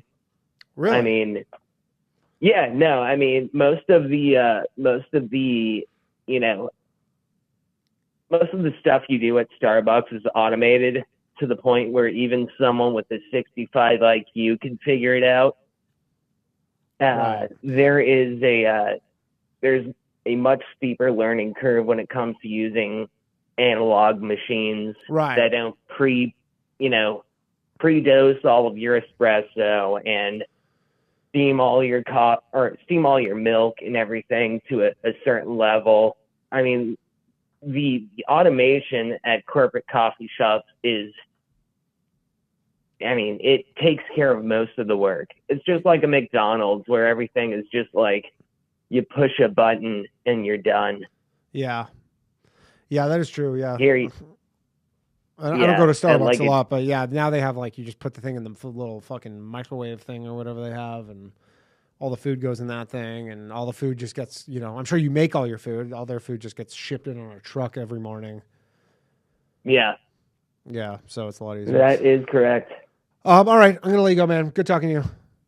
Pants, everybody. Let's go to Grant. Phone lines are open, 1-888-949-2969. Probably have room for a couple more callers if you want to get in. Grant! Danny, I have to say, these last two callers have been dreadful. I don't know what the hell. Let's get a little high energy here. I mean, Melvin is like such a black pillar, and hey, this is controversial, but I'll say it. There are too many coffee stores in America. Yeah. Every damn corner, there's some like mom and pops, dancing goats, blah, blah, blah. I just want like a drip Folgers. That's all I want. I don't want like this little foo-foo, cappuccino, macchiato. I mean, just give me a black coffee and call it a day. Preach, and brother. And the other piece of that also, it's just too much. There's too much out there. I don't give a shit. Dude, and the prices, man. I don't know where you live. I moved into this new building, and at the base of the building, there's a coffee shop. And even though, like, I don't ever buy coffee out, like maybe 10 times a year, and I pretty much only just go to Dunkin', maybe occasional Starbucks. But they have, like, my wife likes obviously all that stupid bullshit. Sometimes I'll be walking my dog, and she's like, "Can you get me like an oat latte?" $9 for an oat latte. Why? I'm like, Why? I literally Why? pay for it, and I can't. My brain cannot comprehend that. I'm like, I'm paying $9 fucking for a coffee right now. We need to just get rid of like the coffee, the bubble tea. It's too much. We're saturated. I swear, I'm Mr. Capitalist. If you can make a dime, go make a dime. But I swear to God, the whole market is just saturated. There's just too much. There's too much out there. I mean, I agree. I mean, I am somewhat a free market guy where I go like, because, you know, New York City has a million coffee shops and too many. You know, like I'm sure many open and then they close because like the rents are astronomical here and they just can't cut it. So I agree. But, you know, yeah, I'm not like an anti, you know, Mark's in the chat saying he doesn't like that you're complaining about small businesses. But I mean, if you offer something that's better than everybody else, like I'm for it. Generally, the market seems to work itself out, though, because if you're like New York is like the number one city where like if you open some place and it sucks for food, you're gone. Like this shit sorts itself. Yeah, this shit sorts itself out. So, but I agree with you on this. Like fucking one good thing about New York is like there's all these bodegas everywhere, and you can literally just get a coffee for $1.50. Exactly. I did want to talk about a white pill. This is just an idea I had. I'm a MAGA guy, and you know, with the whole Epstein thing, it is disappointing. But I don't see why isn't this such an opportunity to reintroduce church committees again. Like, why don't they just release the information and put everyone out in some sort of a congressional committee and just air out all the dirty laundry? I'd love to see Jamie Raskin go out there and try to defend why they, you know, so-and-so's in the list. Yeah. They should be like a cleansing type of exercise, not just for Epstein, but for everything. This is a great opportunity. He's a lame duck. He's got 4 years. They have control of Congress and the Senate. I mean, let's be honest. The Democrats aren't going to do anything to try to propel any type of platform because they have no platform. So why don't you put them on the defensive and have to defend against all these different things while at the same time still living up to this whole, you know, sunlight's the best disinfectant. You know, just let it all out. I mean, I think a lot of people agree with you where people are like, yeah, we want to see who is all involved in, like, who is on all these videos and stuff. I guess the problem, you know, back to the previous caller's point is you go, it's going to be everybody from both parties. Maybe they just don't know how that'll be taken. Like if everybody just finds out, yo, this whole country is just run by fucking pedophiles, unelected people for that matter. It is. I mean, it is. We should maybe, you know, the church committee is like one example. Why don't we just go back to McCarthyism? Just have a whole list of people and you say, have you ever touched a child? And just bring people up. Why not? Yeah. I mean, I don't hate the idea of just them wheeling fucking Bill Gates into Congress and being like, have you ever had sex with a child? And then he's just fucking sweat pouring down his face. You know, I do. And then they have to plead the Fifth Amendment. They have to plead the Fifth. Yeah. Not incriminate themselves. I don't hate that idea, but Black Pill Danny is like, that's never going to happen. We are not going to get that. Well, but I like it. All right. Well, last thing, I know that you actually have a fourth allegiance to the Toronto Blue Jays. So when are they going to blow it? Ripping right now. I don't know. We'll see at the trade deadline if they make any moves. They do need a little help in the bullpen, but unfortunately, because I live in New York City, I hate the Yankees. Every time I get dragged, some people sometimes will be like, you want to go to a Yankees game? And I go, I'll go just to root against them because I hate the Yankees. It seems like the likelihood that the Jays win the division, not great considering the run differential, but we'll see. You know, baseball's a weird sport where you're like, you do need it is the most kind of team game and, or one of the most. So we'll see. I don't think they're going to win the World Series. I can't see that. I don't know. I was there around when Joe Carter was there, so fun time. Yeah. That's the last thing for me. Rachel, we need to see the boobs. That's it. Okay. If she's listening, show Bob. Show Bob's. Show Bob. All right. All right. Thanks, Daddy. Love you. All right. That was Grant. Phone lines are open, everybody. Again, if you want to call in, I probably have spots for one or two more callers. We only have two on the line here. So if you want to call in, something you want to chat about, call in. Dylan Farnham says, Danny, pull up the supercut of Trump dogging Rosie. Mark is saying he hates Starbucks. I don't. In the Mark producer in the Mark in the chat. Starbucks is not great coffee by any means. The only thing Starbucks has going for it is that if you go to a Starbucks anywhere in the world, it is the same cup of coffee, which the consistency is, there's something to be said about the fact that if you go to a Starbucks anywhere, it's literally the exact same every time. Like, at least you know what you're getting. I know many Canadians will disagree with me, but I mean, maybe not now, actually, because Tim Hortons had a real heyday, which is definitely in the rearview mirror, but Tim Hortons was the most dog shit swill that ever existed. Everybody would be like, gotta have my Timmies. You were like these programmed NPCs. You're like, this is the worst shit I've ever had. Absolutely terrible. All right, let's go to Not Jacob. On the line here. Not Jacob, are you there? Yo! What's up? Jeez, I was curious if it was going to get to this point. We were getting to this point. If you're on the line, I'm going to get to you. It's all good, man. Hey, but first of all, how's Connor doing? Connor is doing fantastic. Thank you for asking. He is doing very good. He actually, embarrassingly to say, had an appointment with his cardiologist last week because he has heart disease, or he doesn't have heart. Does he have heart disease? He has some heart issue where I guess his breed eventually goes into heart failure at some point. But he had he had an appointment with his cardiologist. Everything looking good. No heart failure for him in his old age because he's almost 12 now. Yeah, almost 12. Yeah, he's almost 12. He's All doing right. great. You know what? His hip's great. It's putting us in the poorhouse. Sign up for the Patreon, patreon.com/low-value mail. But otherwise, doing great. Dude, that's amazing. My own dog, 13 and a half, got her blood work done last week, came back flying colors. Excellent. It is insane. As someone who never really owned a dog, I had a dog with an ex-girlfriend of mine for like a year before we broke up after a year, but I never had dogs as a kid because I was allergic. And it is so expensive to own a dog if you actually want it to live. It's fucking crazy. Well, it's annual visits, and all the blood work, but you got to feed them right. You got to give them good food. It is. Don't give them the goy slop. No goy slop for my dog.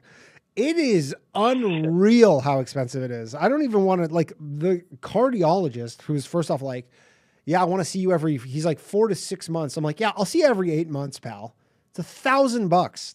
He's got to get an EKG, like all this fucking blood work, all this shit. It's like $1,000 a pop to go. Now, granted, it's like that's up in New York. Yeah, I know it's a New York thing. Yeah, I know couldn't be more expensive anywhere else in the country. But I'm like, getting hosed, Danny. I am getting hosed, but that's just like the rate for a fucking dog cardiologist. It's $1,000 a visit. Because it's, geez, that's. I mean, I know when he had his hip surgeries, I was like looking around. I remember because he had to have this like he had this toggle hip surgery, and then he had this they cut off the head of his femur. And I would go look around, and like you could go like other places in the country, and it was like, yeah, it was half price. If I went to Buffalo, it'd be like half the price. Yeah, but I don't know. It's almost if you don't have kids, that's your kid. You do what you got to do. Yeah, I mean, I can't have my dog like limping around for the rest of his life. Like, can't use his leg. You just fucking do it. But you're like, God damn it, this shit's expensive. Well, what got him? Yeah, whatever. He brings Either me way, he brings me joy. I'm telling you, they bring you joy. And I wake up every day and I say, thank you, Lord, for a new day, and thank you, Lord, for my wonderful baby boo. Yeah. Yeah. Either way, I also want to start off the call with how's Chris? Chris, if you're listening, I haven't spoken with Chris in probably few weeks now. I would love to hear from him. If he's watching, call in. I know, and he normally calls in on the bathhouse, and I called in last week, asked him about him. He sounded. Yeah, he sounded like he was doing okay. Hopefully he's fucking off the junk, but it seems like that's a hard thing to do. It does. And, because he was one of the OG callers from back in the day, and I listen to your podcast whenever it posts. I know I said last time every day, but every few days. Yeah. And I like the 6 o'clock, 7 o'clock timeline. Yeah, I'm gonna do 7. I'm gonna stick to 7 o'clock. I like 7 o'clock better. I just have to do 6 today just because I got to get out of here. But and I didn't want to cancel the show over that. But I think 6 probably seems like, because that's like 3 o'clock on the West Coast. That seems a little too early. But I think 7 is a good time. I think 7. I'm gonna keep it. Because I'm on the Eastern time. But I get a lot of people who they're like, I work, I have kids. They're like, I'm not staying up till 11 o'clock to watch a show on YouTube. It's too late. And I hit you up on Spotify whenever it goes in, and it's good stuff. Oh yeah. But either way, Chris, if you're listening, keep it up, buddy. You're doing good things. Just stay away from those dealers they're trying to stab you. I mean, you think one time it would happen one time and you'd be like, that's it for me. But man, fucking opiates really have a hold on people. As Slav would say, the sub-Saharans. Yeah. Also, shout out to the fucking Punisher interview. Yeah. On the Boys Cast. Yeah, if anybody hasn't caught it. Absolutely. Dude, wasn't he the best? Fantastic. Wasn't he honestly like the best? Ridiculous. Like, dude. I want to drive up to New York and just hang out with this dude. So cool. In fact, I was listening to it on Spotify, and I was like, you know what? You've got videos, so I had to wait. I was like, I got to watch. Yeah. And seeing you guys talk to the dude. Man, he was the best dude. He was the best guy. I didn't know what to expect because I only saw one interview with him with Cameron, and I was like, man, this guy's the best. He was awesome. He was really a guy who I'm like, I would just want to have a beer with him and hang out. Exactly. That I was telling my buddies about. I was like, dude, I sent them links to that YouTube, the video, of the Boys Cast. But you've got to see this. Yeah. And it's so funny how like Ryan did that interview outside the courthouse, and then he was kind of like, oh, I don't know who that guy is. Sure. And I'm like, did he affect the outcome? You know. But him talking about his penile implant, and just busting tricks. Best thing that ever happened to him. He's like, literally, I couldn't believe how highly he spoke of the dick implant. I'm not gonna lie, dude. Because we're around the same age. I think maybe I'm a year older than you. Yeah. Dude, he's just spitting facts. Sure.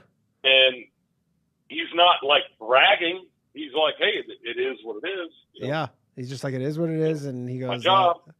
It's his job. And he goes, and it works fucking so well. If people don't know what we're talking about, go watch the most recent Boys Cast. You got to go watch the most recent Boys Cast. Because when he talks about old girl running out of the room and then Diddy putting the shit on his nipples, I'm like, what the fuck? I know. The whole thing was, I was like, what? Yeah. You and me both. It's clown world. But also, James, I think is his name, the Irishman. Yep. Talking about being insulted by X. And he had to leave X for a minute. Like, dude, come on now. It reminds me of the Tyler, the Creator post from back in the day. Yeah. We're like getting bullied. Close your eyes. Sure. Yeah. Just don't log in. Turn the shit off. Like, I could see why how is it affecting charging you so much. I could see how the X experience would become fairly off-putting, where you're just like, this is not. I don't want to go on here for this. Just like bombarded by this shit. Like, do you remember what Twitter used to be like 10 years ago or something? It was like you go on there, it was all just like irreverent jokes and very light. It was very light, I guess, if I could explain it. And now you're like, oh, Well, man, honestly, I didn't actually join until old boy bought it. Oh, okay. And so yeah. So I, yeah, you know, it I'm used kind of seeing it. It used to be a much didn't get you amped up like it does now. I guess we could say that it does not get you amped up the way that it does now. And Right. there's just Well, because it was all liberal, and Yeah. you know, he came in with the kitchen sink, Yeah. and you know, pushed everybody out. Said fuck it. Now, Right. even tonight, he's got the Grok 4 with the anime girls or whatever. Yeah. And all these incels are now they're talking to some sort of anime. Oh yeah, I saw that. That oh. was through Grok. That's what that was. Yeah, Grok Oh. 4, I guess the latest announcement. You can just have like a waifu, and now- like who will just like take her clothes off. Well, it looks, I don't know, he posted something and it looks like it's Yeah, you can have like an AI anime girlfriend. right. Yeah, and she's gonna talk to you and give you all the support that you need, and maybe James needs that. Yeah. You know, he can tell Grok, hey, I'm an Irishman. I don't like the American sex. Sure, and it'll just tell you everything you want to Give me hear. something that exactly. Yeah. But either way, you could just literally just turn it off, like put your phone down or turn your computer off and go outside and what's the kid say? That touch grass? Yeah, go touch grass. James. Yeah, I agree. I agree. All right, Jacob, I gotta let you go, man. I got some other callers, but thanks for calling in, dude. All right. Well, it's not Jacob, by the way. Oh, James, just not for the not Jacob. I don't. We were talking about James, not Yeah, Jacob. Me and Mark made amends, but yeah. Okay. Either Good to way, hear. we'll take it from there. Good to hear. Later, man. Awesome show. Oh, sorry. I accidentally hung up on him. Thanks, not Jacob. Sorry about that. I accidentally pressed the button. All right, let's take a couple more callers. We're gonna wrap this up. We got not Matt this time, not Jacob, and now not Matt. You're on low value mail. Bro stole my name. Someone stole my name. Can't just pretend not. Not Matt. But not one Matt, quick not thing. Jacob That got Comcast beef. free equipment thing. Yeah. That Comcast free equipment thing isn't, well, they are selling your data. Everyone sells your data if they have data to sell. But it's because Xfinity Mobile advertises connecting to those hotspots. Every one of those Comcast modem, router, like access point, like 4-in-1s, broadcast that like public Xfinity signal that you can connect to and log in with gotcha. your So it's like credentials. it's allowing everybody to. So it's like basically allowing them all to. You are building their network. Right. That That's makes what sense. it is. So it's like, of course we want our shit out in the public so that Yeah, anyone who's in the area can just connect to it. Right, and then they can just have like way more coverage. That makes sense. Yeah, it's kind of that's why they charge you for bringing your own equipment. It's like, oh, you're hindering our ability to deploy. Interesting. That's a big discount. So $50. that was just a. I guess Well, it's I mean, maybe it's think of not it so this much of a way. big discount as it's more of a big penalty. Think of it more this way: the like enterprise network equipment costs like an arm and a leg. Like a PFSense router, like just a 2-port PFSense router, costs like $600. Yeah. So they're not cheap. Yeah. they're not So cheap. putting a shitty home router in 10 people's places is much cheaper for them. Right. Plus, it's 2 birds, 1 stone. Yeah. You cover. But- Smart move on their part.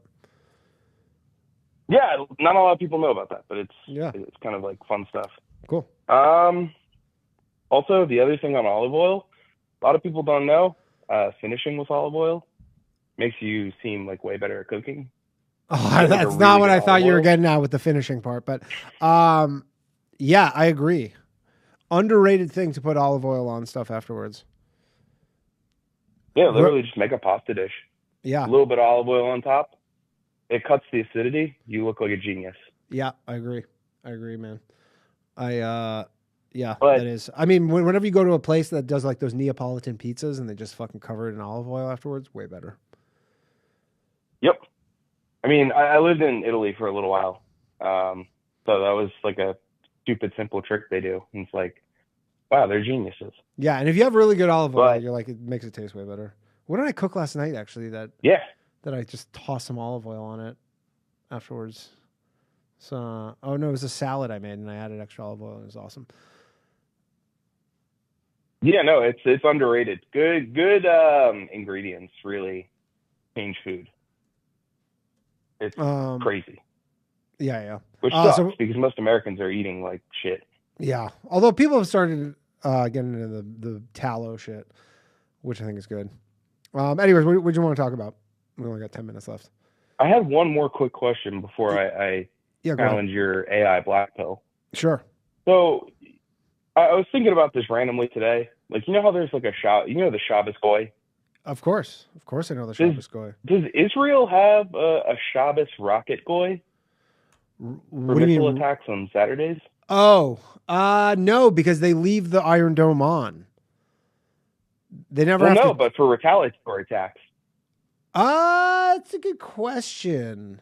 Well, I know for a fact because Think there's a I've brigade only in the been to IDF? I've only been to Israel one time in my life, and I remember there was a thing there where all the regular Israelis actually hate all the super religious Israelis, like the Orthodox people, because the Orthodox people don't serve in the army. They have like some sort of exemption based on their like. Oh, yeah, they're freeloaders. Oh, big time. Yeah. Where they're like, they won't serve in the army.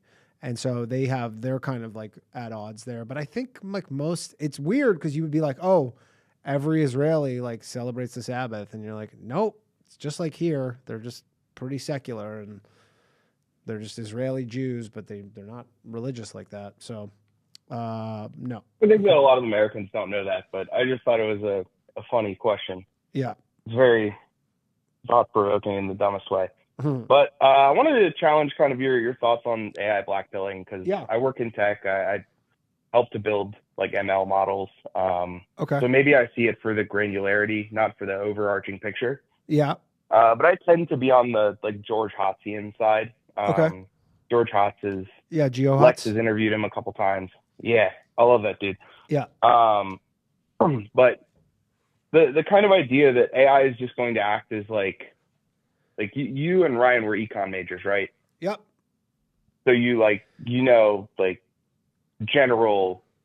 general mathematical formulas for econ. So like Cobb Douglas production function, and like I mean, how I you knew them sum at up some. the I knew them economy at in some different ways. point, but yeah, I know what you mean. The value of the economy can be summed up in like loosely as like land, labor, and capital as the three components. So just think of AI as like capital, like it's a bulldozer, it's a whatever. So I think you'll probably see more like hyper specialization. So like using a lawyer as an example. Well, yeah, like business law people that are just reading contracts probably will go away, but you still have to have someone that'll own liability. You still have to have someone that'll hold regulatory compliance liability. And then Yeah, there has to be trial someone lawyers- responsible. Yeah, trial lawyers won't go anywhere. I like these specific skilled things will definitely like not be affected. Like but Yeah, I mean I think you'll even see those doctors, people- for example. Now maybe doctors is not a great example because probably doctors would be better if you had more than 3 minutes with them, and then you can like talk to an AI chatbot and it can save you a trip to go see like a walk-in clinic or something because that was never needed in the first place. And so maybe you actually would get better care from a doctor because they have more time. But yeah, I mean, I'm more looking at it from like the low skilled labor standpoint where I go, I don't know what those people are going to do because they are getting replaced. Like you're talking Well, about I these mean, like you white have to collar. have- Like I think you're going to have massive power generation plants, so you're going to have more. But now that's not unskilled, but Yeah, it's not. The- I'm talking the about like unskilled labor, what's an Uber driver going to do? Uber drivers. Yeah. Yeah. like truly unskilled or like minimal someone who works at McDonald's, or like, you know, like what, that's like, we're talking tens of millions of Americans. Like, what are they going to do? I think what's probably going to happen there is it's probably going to be a shift into government dependence. As much as I hate to say it, but like if you look at like a person working at Walmart, they're not making subsistence living. Like they're subsidized by the government. So I think what you're going to see is you're going to see hyper specialization and hyper productivity among the most productive. You're going to see a massive stratification of upper middle and upper class becoming like massively wealthy. Also people who own a little bit of land, like as like capital becomes way more productive, you're going to see the value of land go drastically up because you can do much more with it. Like, interesting. Imagine, 10 people own parcels of land and they build a data center on top of it. What does the rent look like for that? Right. Did you see that Meta is building, and do you see that thing? I think it was today that they were building a data center that's like the size of Manhattan. Yep. Literally, data is effectively money now. Yeah, like their data center is I think it's a data center. It's the size of like pretty much all of Manhattan for a single data center. I can't even conceive of something that large. Oh, just imagine what they're dealing with. So I used to work as a data engineer, and the scale of data transacting in short time, like they're constantly developing new methods to handle it. I'm out of that world now. I'm just doing traditional software engineering now. Build like back-end systems. But like as far as AI in like software engineering, like it's going to replace I hate to call them Indian developers, but that's the stereotype now. The people you offshore to. Yeah. They're gone. But they were only ever able to do junior engineer work. They were only ever able to do the 80%. They weren't able to perfect the last 20%. Right. So, or understand like broad architecture. The other thing is AI is not cheap. Like compute power is expensive. Insane. Well, won't that just like hit kind of economies of scale and will come down?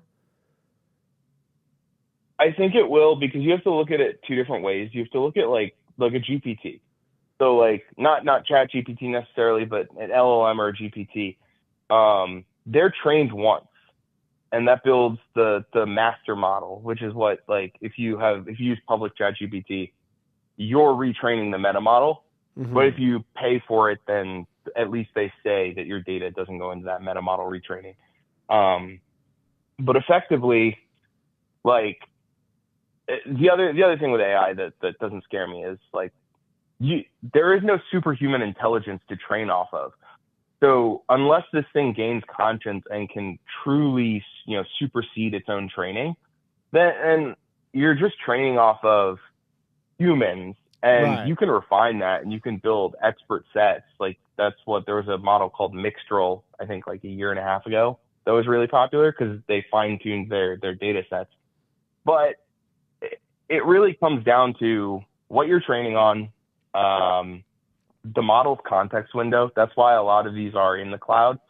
Context window is massive. Like if you've ever run into a chat GPT session where it goes, hey, you got to start over. Claude hits this a lot. Like the main models have like 200,000, 120 to 200,000 K context windows.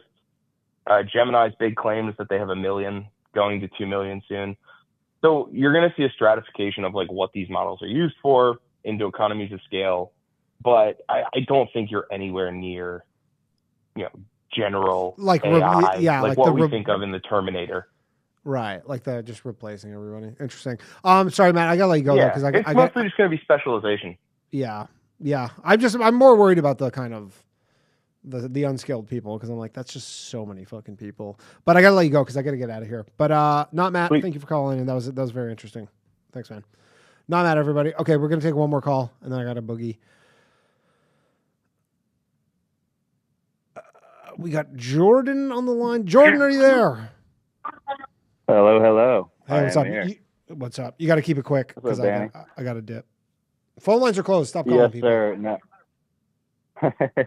No, I was gonna wrap this up. I was gonna ask about the last caller, but no, I think I wanted to wrap this up kind of saying with the Epstein thing. I called in last week and y'all were talking about it. Yeah.